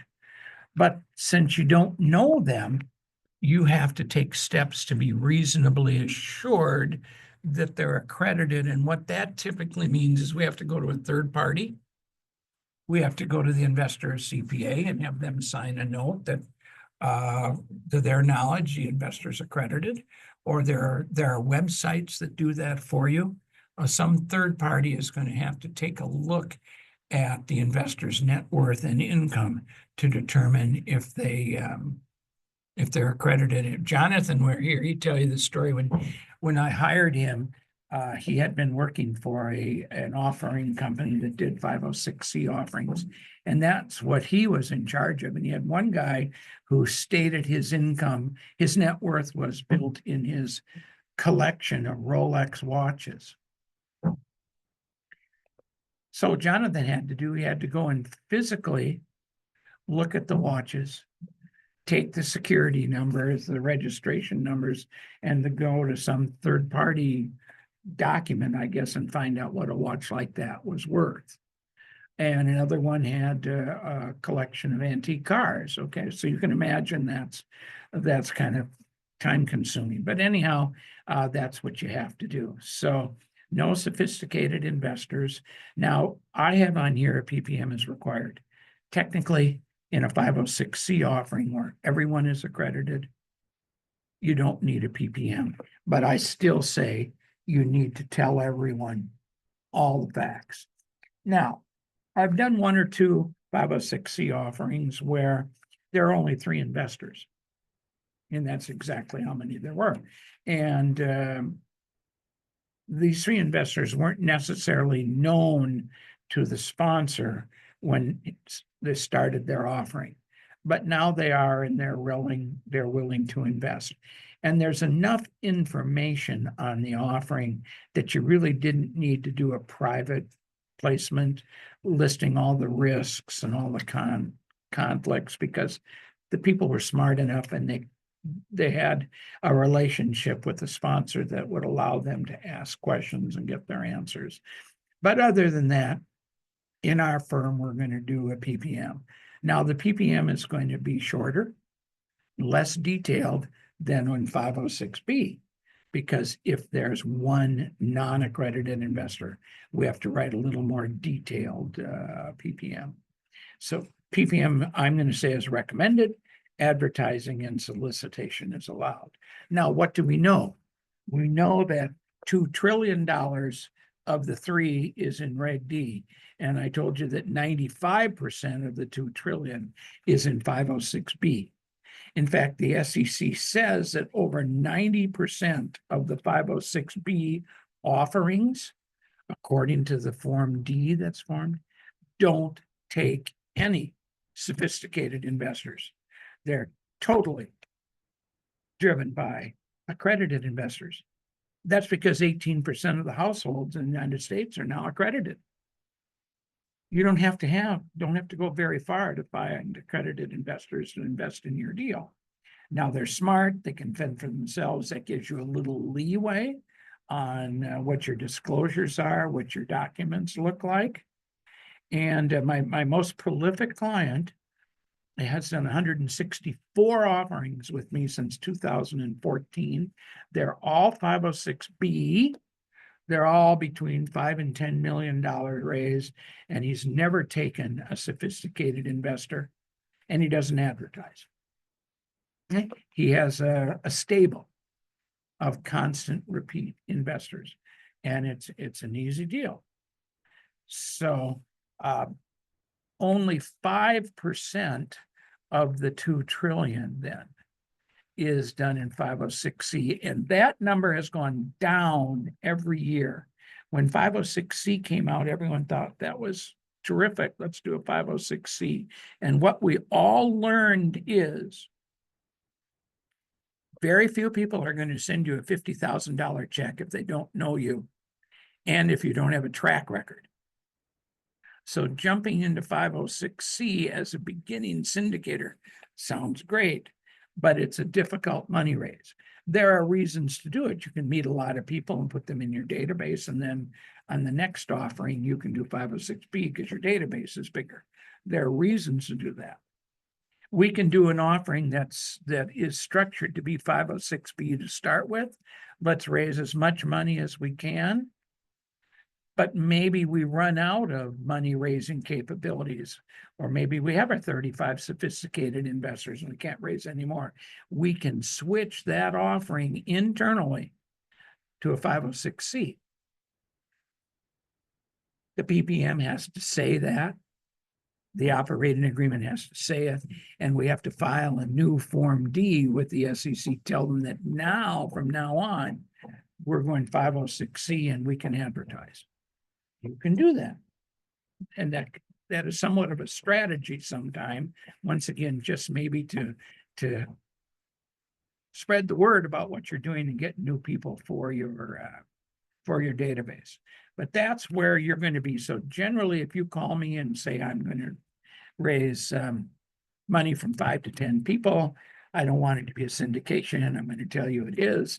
I'm going to ask you if you're going to be in charge. If you're going to take some fees, then I'm going to tell you it's a security, and then I'm going to ask if you know the people. And if you say, yes, I do, I say, okay, we're going to do 506B. If you want to advertise, we're going to talk about that is and that, what that is, and I'm going to really research what your track record is to give you some advice on whether you'll be successful or not. Now, there's 3 words that go with 506B, I think we need to know. And I talk about this quite a bit in the book, but the first word is, hey, you can have 35 sophisticated investors. Okay, what the hell is that? And it is, according to the SEC, a person alone or with help of their purchaser representative, like their CPA or their registered investment advisor, or because of their educational or business experience, can be reasonably assumed to have the capacity to understand the fundamental aspects and merits of an investment in the company. So how do we test that? Well, we give them an offeree questionnaire. If they're accredited, we don't really need an offering questionnaire going to their capacity to understand. But if they're not accredited, we have to say, have you done this before? What's your investment experience? What is your educational experience? What's your job? We'll go through all that, and then we as a sponsor make a determination if we want to take the risk on taking a person into our offering under the definition of sophisticated. It's not the definition of unaccredited. You're either accredited or you're sophisticated. A truly unaccredited person could have $5,000 in the bank and not know anything. Okay, but they're not sophisticated, so you can't take them in your deal. The next word has to do with or 2 words have to do with advertising. So how do you defend yourself when the SEC comes down and says, you're advertised, you did general solicitation, you're going to lose your exemption because in 506B you can't do that. And why would that happen? Your deal's gone bad, and some investor says, I never knew Trowbridge. He sent me a postcard in the mail, and I invested with him. Oops. So the SEC says the existence of a pre-existing substantive relation is one means that you can demonstrate that you didn't do advertising or general solicitation. I mean, it says one means. So another means would be, hey, this is a referral. It's a referral from one of my investors. I didn't reach out to them. They reach out to me, all sorts of things. But generally, when I talk to my clients, do you have a pre-existing substantive relation with your investors? And this is for not only sophisticated, but accredited. Everyone who comes in your deal, if you're going to defend yourself against the charge of advertising or solicitation, and of course, this is only in Rule 506B, you need to have a pre-existing substantive relation and be able to defend yourself, prove it if you're asked. So a pre-existing relationship, let's see, when does that start? A lot of my clients come to me when they have an LOI. And with an LOI, I don't know if you're going to do a securities offering or not. You might never get a PSA. You might decide to wholesale the property, double-end it. I don't know. I have no idea. How about when you have a purchase and sale agreement on a property? Do you have to have a relationship with people prior to that? No, because once again, I'm not sure that's a securities offering. It's a document that says you can buy a piece of property. But when you sign a fee agreement with me or your securities attorney, you are clearly contemplating a securities offering. And so your pre-existing relationship has to happen before you sign the fee agreement. Some people, I know there's some people out there that say, well, it can be just before you have the PPM ready to distribute. That's fine. I'm a little more conservative of that, and I'm basing that on my experience when I was working for the broker-dealer community. They said my pre-existing relationship had to take place when they signed the selling agreement with me to go ahead and sell my offering. So I was clearly contemplating an offering when I signed a selling agreement. I might not have the documents done, but I was certainly contemplating the offering. And contemplation of an offering is an important term.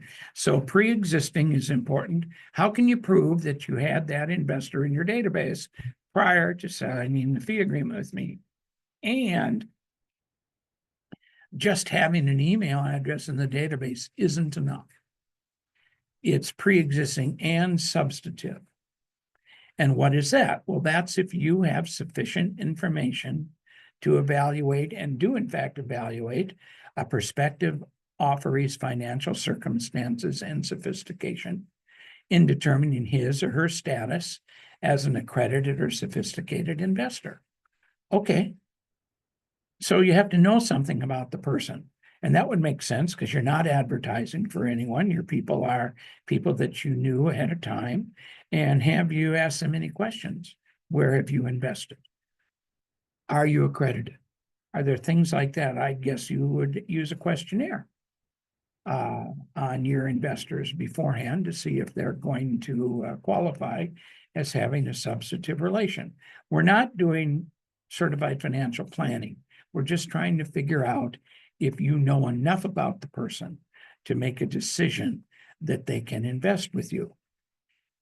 It goes on to say something, self-certification alone by checking a box. And we're talking about sophisticated investors, right? Self-certification alone by checking a box without any other knowledge of a person's financial circumstances or sophistication isn't sufficient to form a substantive relationship. So even an accredited investor who is going to be able to check the box, because we don't need a third-party verification, is someone you should know that they're accredited. You should know something about that.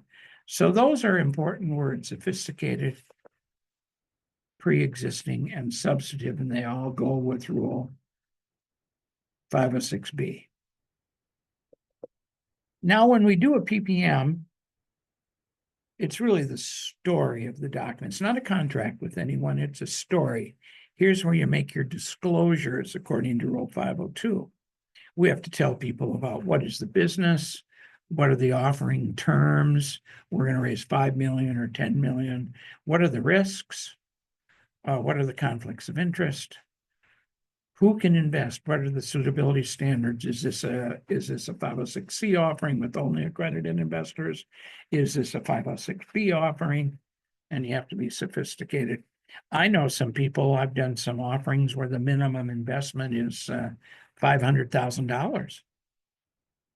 Well, what type of person should you take $500,000 from? They might not all be accredited, but they might have to have some liquidity. So after they give you their $500,000, they can make the house payment next month, something like that. How do you use the money? What are the sources and uses? We're going to raise $3 million. This is how it's going to be spent. We have to tell them that. Distributions and fees. Here's where the waterfall is. How do you distribute money between the members and the manager? What are the fees that the manager get? Here's our Exhibit 4, the property information and the information really about the biography of the sponsors. How do we vote? Sometimes we don't give the investors any voting rights. Sometimes we give the investors the right to vote if we're going to do an exchange. Sometimes we give the investors the vote to right if we're going to modify the agreement. I always give the investors the vote to right, the right to vote, if it entails replacing the manager because the manager can no longer perform. And there are all sorts of things that can happen where the manager can't perform, and the investors need the right to go out and find someone else to protect their investment. Liquidity. What about voluntary liquidity? For some reason, you want to get rid of your interest. What about involuntary liquidity, where the court comes down and says we need to take your interest, a divorce, a death, a bankruptcy? So we have rules about voluntary and involuntary liquidity. And that's really the fourth question. I've kind of danced around this. The first question we said was what about continuity? The next question was, have you done this before? Do you have a track record? The third question is, are you going to have some of your own money in the deal? And the fourth question is, if I need my money back, are there liquidity provisions? None of those questions have to deal with cash on cash or holding period or anything. They're just questions you should ask before you invest in someone else's deal. Or if you're going to be a sponsor, you need to have an answer to those questions because you should get them. And then dispute resolution. There's always a possibility of an investor getting upset or something going wrong. And so we have to have a plan. And the idea is to keep everyone out of court. So we're going to go through mediation and arbitration. And it would be very difficult in my agreement to go to court. It would have to be agreed to by the sponsor and the person who's raising the dispute. They'd have to agree to go to court. And then there's some penalties if that's what they need. So all this stuff has to be in the PPM, and really it's just the story of the offering. Then the operating agreement, I don't have a slide for that. It covers all the things that you need to know. That's really the contract between you and the investor. And then the subscription agreement is what the investor fills out to tell you they're accredited, they're sophisticated, and they'd like to buy into the deal. Those are the three documents that are drafted. Now, waterfall, kind of interesting. This is how the money comes back out of the LLC to the investors. And there's some CCIM stuff going on here. And primarily it's the difference between the return on and the return of. You remember that. Operations is where the return on the money comes from, whatever it is. I mean, last year I syndicated a hockey team, semi-professional hockey team in Dallas. So through the operations of the hockey team, there's cash to distribute to the investors, okay? Through the running of your industrial property, there's going to be cash to invest. So what do we do when there's cash? Well, I like this format for a waterfall. This, in my experience, is easy to understand, easy to write, and doesn't cause a problem. I'm going to tell you right now that we may all know all about IRRs, but if you throw an operating agreement that has provisions of IRRs that are a complicated waterfall, it's going to be a barrier to marketing because no one understands what you're talking about. Okay. This is kind of explanatory. The first thing we do with cash that comes from the operation of the property is to pay any interest to the manager or any members who have made loans on the property. Okay, let's get that paid off. The next thing, let's pay the manager and the members off on the loans they've made. The operating agreement probably says there won't be any distributions until the interest and the principal is paid off to the manager or the members who've made loans. And that's come up quite a bit now in the world of capital calls. How do we do capital calls? Well, maybe we just go to people and see if they'd like to lend money to the company. And then they know that they're going to get paid back first. That's fine. Then after that, we're going to look if the project has a preferred return, we're going to look to see, was the preferred return paid last year or previous years? And the first thing we need to do with available operational cash is to get everyone caught up on their preferred return to today. Then the next thing we're going to do is we're going to pay the current preferred return. And then the last thing we're going to do, if there's money available after we do those first four things, we'll just split it. If it's an 80-20 split, we'll just do it like that. So that's relatively simple and relatively easy for everyone to understand. We have a lot of offerings that don't have any of these first four. It's just straight an 80-20 split, especially in a development deal where there's not going to be any cash flow for a couple of years. You can't do a preferred return. It would just accrue. So you just say, when we're ready to go, we're going to split 80-20, and that's fine. Sharon. Hi, Jean. So regarding the preferred return investors, so say somebody has a bunch of regular members that invest and the manager decides to bring in a preferred return investor, should that be disclosed to everybody else? Oh, yes. There would be, if you're going to do it that way, there would be probably 3 shares that you offer. You would offer A units to people who get a preferred return. You would offer B units to people who don't.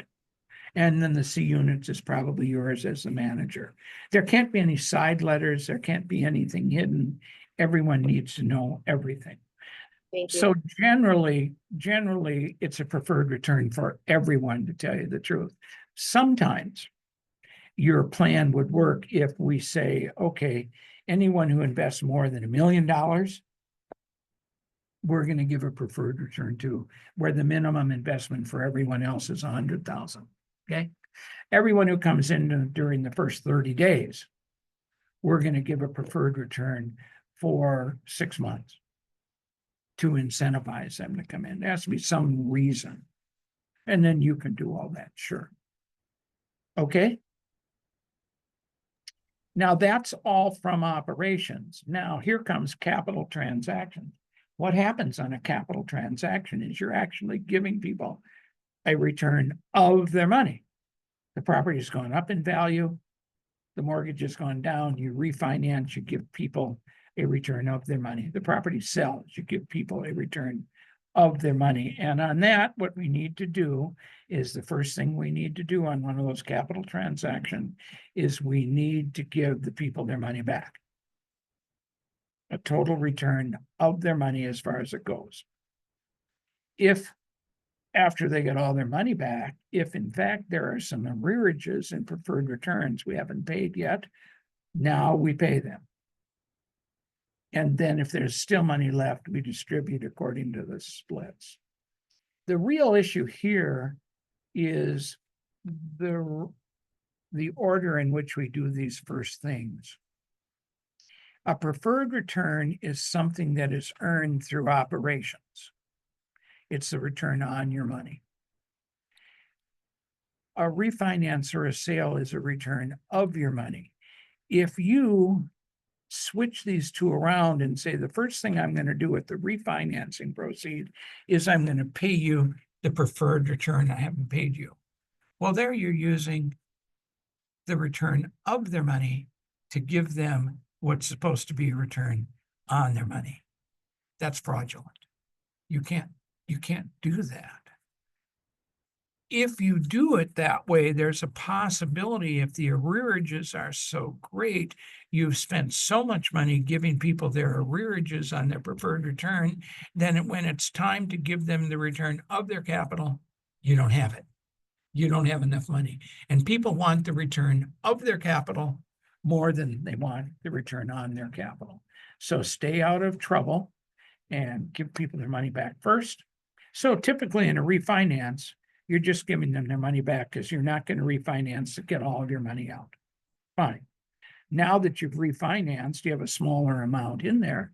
When a sale comes, some of the money goes to give them the remaining balance of their original investment. Now you can give them the arrearages if there are any, and then you can do the split. So it's a return on, return of structure in the waterfall. Here's this course that I was telling you about. This is the name of the course that Jeff Engelson has, and I don't have the dates of it, but it's in the Ward Center, Splitting Profits in Commercial Real Estate. That's really all the technical stuff. Now I'm just going to talk about some of the stuff I know. If you're going to do your first deal, I've got 3 truths for you. If you start, you must close. Your closest friends your closest associates will come in because they know you. They think it's exciting that you have an opportunity and you're going to share the opportunity with them. They will come in first. And if you don't raise all the money you need to close, you're going to have to give them their money back. And when you go out to them to do the next deal, they'll say, not so fast. Let's see if you can raise money from someone else first. And of course, we'll come in. Well, you've got to have a plan to close. Okay. And that can be, I mean, I had 3 times I refinanced my house to pull equity to close deals where I hadn't quite raised the money in time for the escrow. Okay. It all worked out, or made loans or something like that. It all worked. But to start out, you've got to close your first deal. And in your first deal, you cannot delegate money raising to anyone else. The only reason they're going to invest, Sharon, with you is because they know you. And you're going to ask them, you're going to explain your experience, your track record in the deal. And that's who they're going to invest with. And you cannot delegate investor relationships, communications to anyone else in your first deal. Sharon, they invest with you. They want to hear from you. What's your question, Sharon? So we have a question from Lexi in the chat, and it says, Gene, do you have a sample PPM? That's an interesting question. And generally, I'm going to answer that no. You know, they're not my samples. They belong to the clients. So I don't have a sample PPM. Sorry. That's okay. I have another question. Do you ever review other people's PPMs? My clients are my sponsors. I don't have any clients that are investors. So I don't do that. So is that your question, Lexi? So in both cases, I said, no, I'm sorry about that. I'll tell you a little story about that. My first book I wrote, if anyone ever has my first book, I gave a sample of a PPM, a sample of an operating agreement, a sample of a tenant in common agreement in the book. And a couple times what I got is someone said to me, will you review this PPM? Okay. So I looked at it, and what it was, they'd taken what was in my book, modified it themselves for their own offering. And what was so funny about it, in my word search, I misspelled the word manager. I spelled it manger. And so I could look at the document and, you know, the manger member is going to do this. I knew right away that they had copied my document. So I stopped giving out sample documents, and I still don't do that. That's where we are at 3 truths. What syndicators say, I've already covered this. The care and maintenance of partners is overwhelming. 1,676 K1s was overwhelming for me.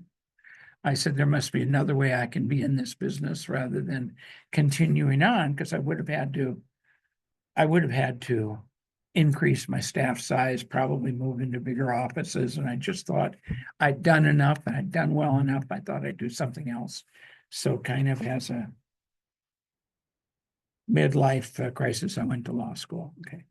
And the risk is greater than they expect. I still see that today. There's always something that's coming up that you didn't expect.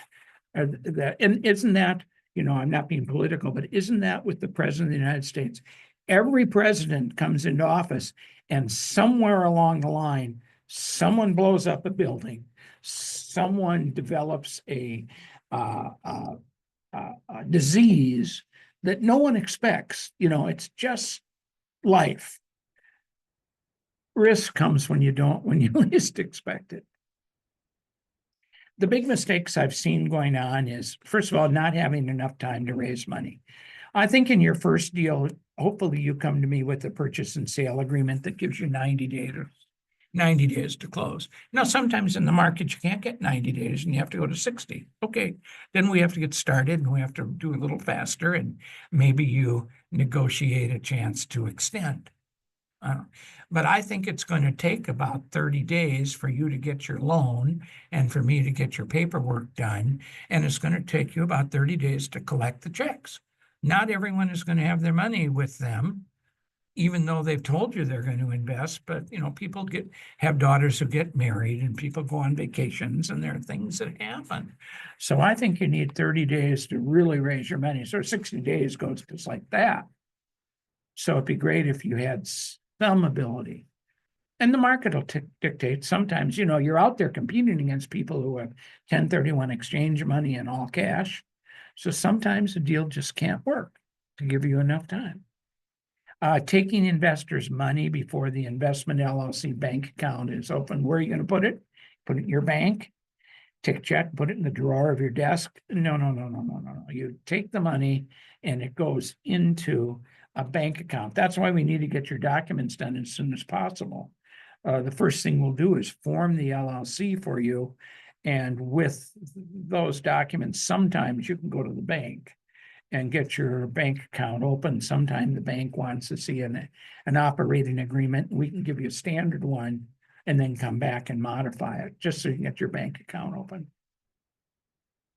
Paying finder's fees. Okay, now this is important.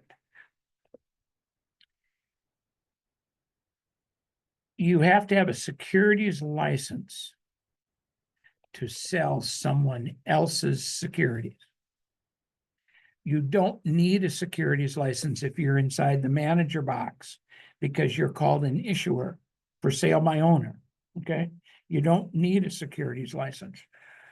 But let's say Glenn says, I can raise $1 million for someone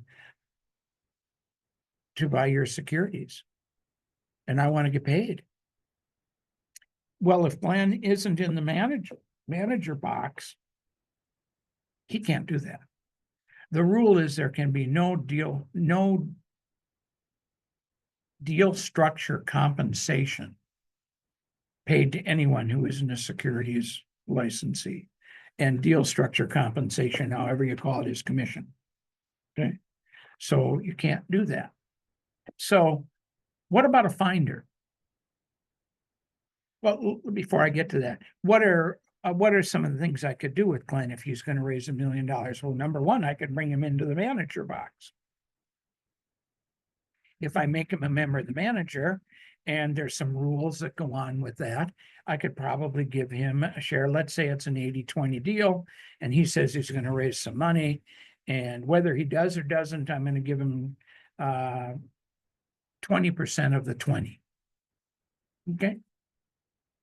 So he's in the deal. Now, does he want to sign on the mortgage? Does he want to be on the deal and take the liability? I don't know. But that would work. But you can't pay him a commission.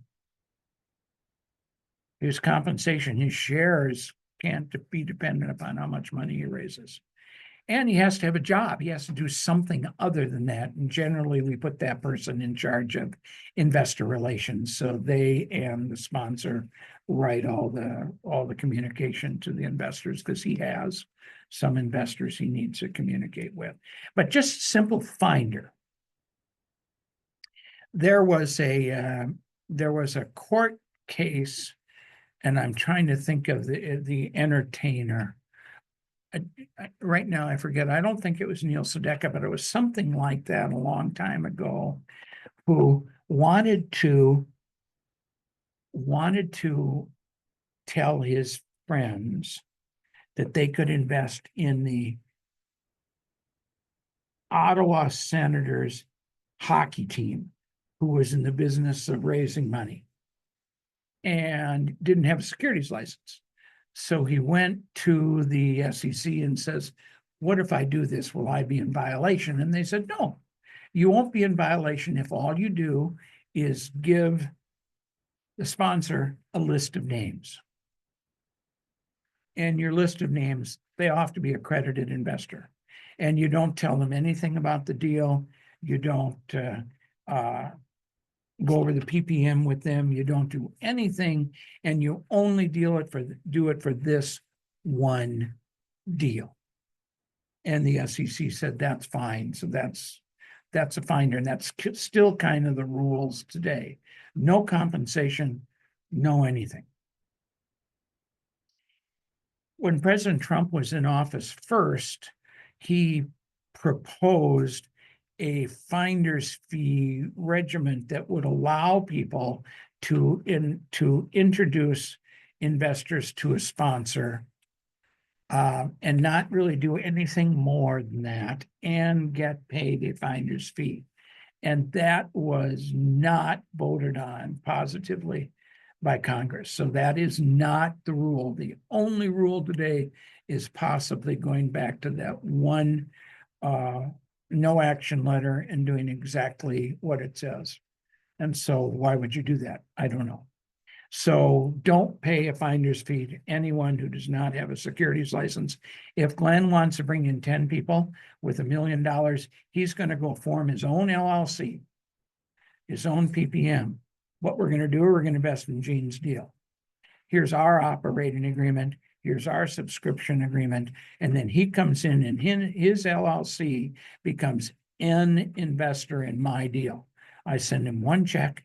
I send him one K1 and he deals with all his investors and he gets paid on his offering from his investment. So we don't have any problem. That's what you see people going around and doing today. Bigger mistakes, drafting your own documents. I've been an expert witness several times in court, and it's pretty obvious to the judge and everyone in court when someone drafts their own documents because they don't really do it right. One of the greatest telltales I ever had, I was in court, and in the first paragraph of the document, it says this corporation is going to raise money from limited partners, and the managing member will be X. So in the first sentence, you knew that they had no idea what they're talking about. Okay. Not reading and following your documents. I'll tell you, if you're in the heat of money raising, in the heat of getting your deal closed, and I give you the final documents, you should at least look through them one more time to make sure I haven't made some serious mistakes and it's what you want. You just got to read it. And I know people don't. The most common question I get is a question that I've covered 3 times in every PPM. And it's a question, if I have an investor who sold their property and have money with an accommodator, can they buy interests in my LLC? And the answer is no, because an interest in an LLC is personal property. And it's exclusion number D, I guess, in the 1031 rule is partnership interests don't qualify. And I say it 3 times. So I know you didn't read your documents. Now, I could solve that if we knew that ahead of time. That's where the tenant in common structure comes in. The person could come in and get a fractional deed, right? And to complete an exchange. Now we have an LLC with a bunch of money and a bunch of investors, and we have a tenant in common. We have 2 tenants in common running a property. You can do that. We do that every month because so many people have so much equity and they want to postpone capital gains recognition. So we do that, but you've got to do it the right way. Making cash distributions from reserves. Boy, when I raised the money, I raised $200,000 to put in the bank so I could replace all the air conditioning units. Okay. Now I'm into the deal 9 months and it's time to make a distribution and I don't have enough money from operations to make the preferred return. So I reach into my reserves and send the people the money. So I now have taken a return of their money and sent it to them and told them, this is what you've earned. People are smart. You give them an APOD, you give them an income statement, and the income statement shows that there's X number of dollars that was made that quarter. And the distribution is more than that. Where did that come from? Well, that's fraud. You have to be careful, and that'll cause you problems. Cashing out investors with money from new investors. Yeah, if someone wants to sell, we have a plan through our liquidity provisions that we can work that out. But you just can't go out and find a new investor to buy Gene's unit out there. Gene can do that because it's his own security, but you can't do that. So we have to have good liquidity provisions in our documents. Here's what a lawsuit is. someone's lost some money and they sue you and they say, hey, you sold an unregistered security. Well, Reg D offerings don't have to be registered. They're exempt from registration as long as you followed Rule 501, 502, 503, and 506. So you win on that one. You weren't licensed to sell a security. Well, if you're the issuer, you don't need a license to sell a security. So you win on that one. The last one is the difficult one. Did you give all the information that was needed to the investors so they could make an informed decision? That's always the problem. And that's where you get into things like fraud and misrepresentation.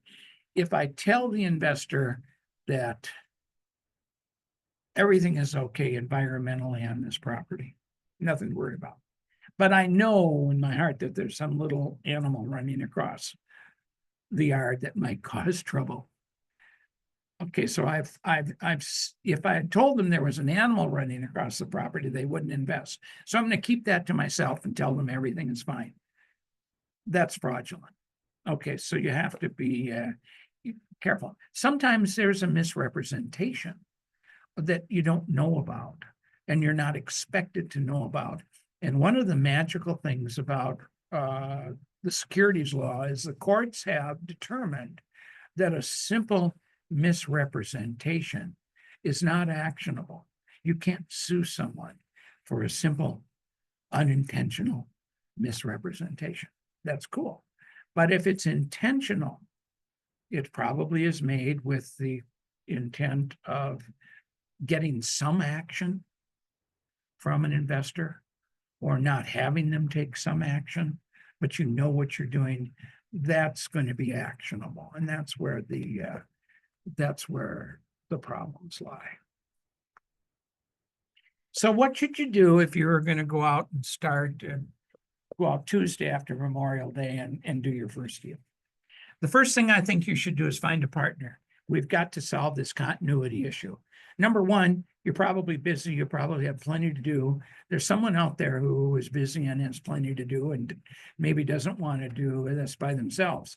I've found people that I've matched up with where you're a deal finder. Boy, you're out in the streets, you're finding great deals, but you don't know how to write a quarterly report if your life counted on it. And then I've got a property manager sitting there who knows exactly how to write quarterly reports and got all the computers and everything. What a match. But the property manager wouldn't know a good deal if they saw it. Okay, so now you've got a great match. I think you should be working on your database. You're always working on your database. Don't let this stop you if you don't have what I say here, but you're always working on your database and develop a database of 50 investors where you think you have a 50% chance of getting an investor to give you $50,000 and ask for a referral. 50,000 is pretty common today in offerings. We do see some $25,000 offerings from beginning syndicators who aren't comfortable with their money raising ability, but 50,000 is common. Make it a specific property. Get the property under contract. Tell the people what they're going to invest in, because you don't have a track record, right? This is all about your first deal. Make your first raise somewhere to between $1.5 million and $2 million. Now that may depend upon where you are and what you're trying to buy, but with 50 investors and you think half of them will give you 50,000, you're at $1.25 million. So you should be able to feel comfortable about starting a raise in that area and finding new investors. When you set up the fees that you're going to take, that T-bar of your fees, make your fees come out as your investors make money. I use the word residuals, and maybe that's not the right residuals, but let me say it another way. Don't front end all of your fees, taking money before you actually get anything done. As your investors make money, you make money.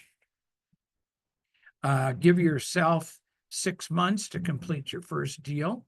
Okay, that is 6 months from now, taking 90 days to find a property and 90 days to put your syndication together, raise the money and close. So you should get a deal done this year. Do not delegate money raising to anyone on your first deal. Make the first deal a success, because the second question an investor is going to ask you is, have you done this before? So the first time you have to say, no, I haven't done a syndication before, but here's my real estate experience, my own investing, my brokerage experience, whatever it is. That'll get the people that are close enough to you the confidence to come in and see that you're not really selling them something. You found an opportunity. And why does a syndicator syndicate?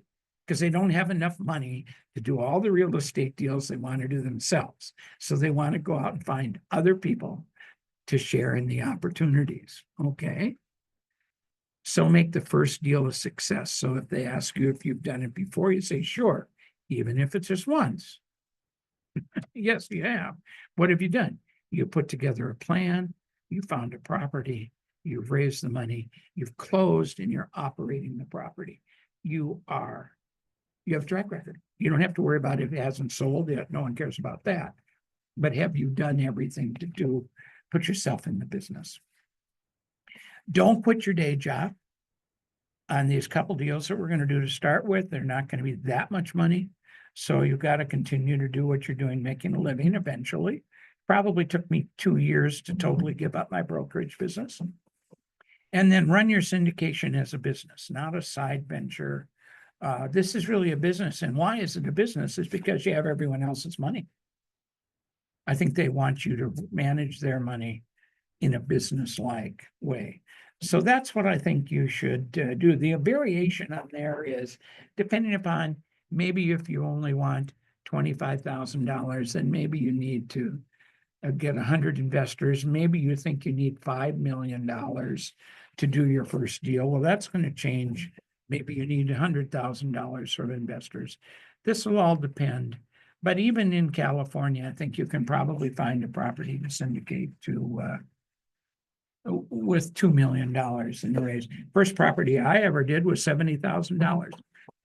I found 4 investors and we put $70,000 in cash, and we bought a 15-unit apartment building in St. Paul, Minnesota in 1972, all cash. Okay. You're probably not going to do that, but that got me on the start. So this is kind of an interesting thing. So that's what you should do next. Okay, here is the end. This was the syndication and crowdfunding workshop for the LA chapter. There's information about me. You have my own email address, Gene@TNLLP. You can email me. Go to our website and sign up for a free consultation. And since this is recorded, I'm going to give you my phone number, 949-855-8399, 949-855-8399. That's my direct line. It's a cell, and I answer all the questions. If you're going to hire me, you're going to work with me. I have backup attorneys to help, but they have their own clients, and you're going to work with me. So let's see if there are any last questions. Sharon. We've got one here, Gene from Lexi. What are the typical startup costs to start a syndication? Oh, okay, I can do that. I can tell you about my firm, and I think my firm is pretty standard, or I wouldn't be in business, you know. I'd either be so cheap I'd go out of business, or so expensive no one would use me. It's based on the amount of money you raise, and I'll do this. If you're going to raise less than $5 million, you can count on a fee of about $15,000. If you're going to raise between 5 and 25 million, you're probably at 20,000. And that, with me, that's an upfront fee. And you sign the fee agreement, you pay the fee, and then I do what's called the deal structure interview with you, where I gather all the information ready to help me start telling the story in your private placement memorandum. Okay. Thank you. So that's good. Anytime anyone wants a call, it's always free. Just talk to me with any serious questions. But don't come to me and say, I want to put 5 people together and I don't want it to be a syndication. Okay, let's not do that. All right, so thanks to the LA chapter for everything. You know, you may or may not know, I was the first member of the LA chapter when LA split off from Orange County. Actually, Orange County, San Diego split, LA split, and we ended up with 3, and I was the very first member of the chapter, and I'm sure Carmela was a second member, and she was the first president of the LA chapter, good friend. I'm sure there are a lot of stories about the history of all the chapters in Southern California. Oh, well, when I came out, when I came out in 79, there was just one chapter, and we met in Newport Beach, and it went from Santa Cruz to the Mexican border to the Arizona and Nevada border. And the only people who came to meetings were in Orange County. So the LA people said, hey, we want our own chapter. And San Diego was where the Institute was putting on all the courses. So there were probably twice as many San Diego CCIMs as there were combined LA and Orange County CCIMs. So Arnold Koblenz, if you ever know that name, he started the drive, and we went to the Institute and got us our 3 chapters. So there we go. Very good, very good. It's all about geography. I guess so. And I hope it works. Well, thanks very much. I'm going to stop the share, and I'm going to say goodbye. Thanks to everyone who took your time out. I hope it was worth your time, and nice to see you. Talk to you later. Thank you so much.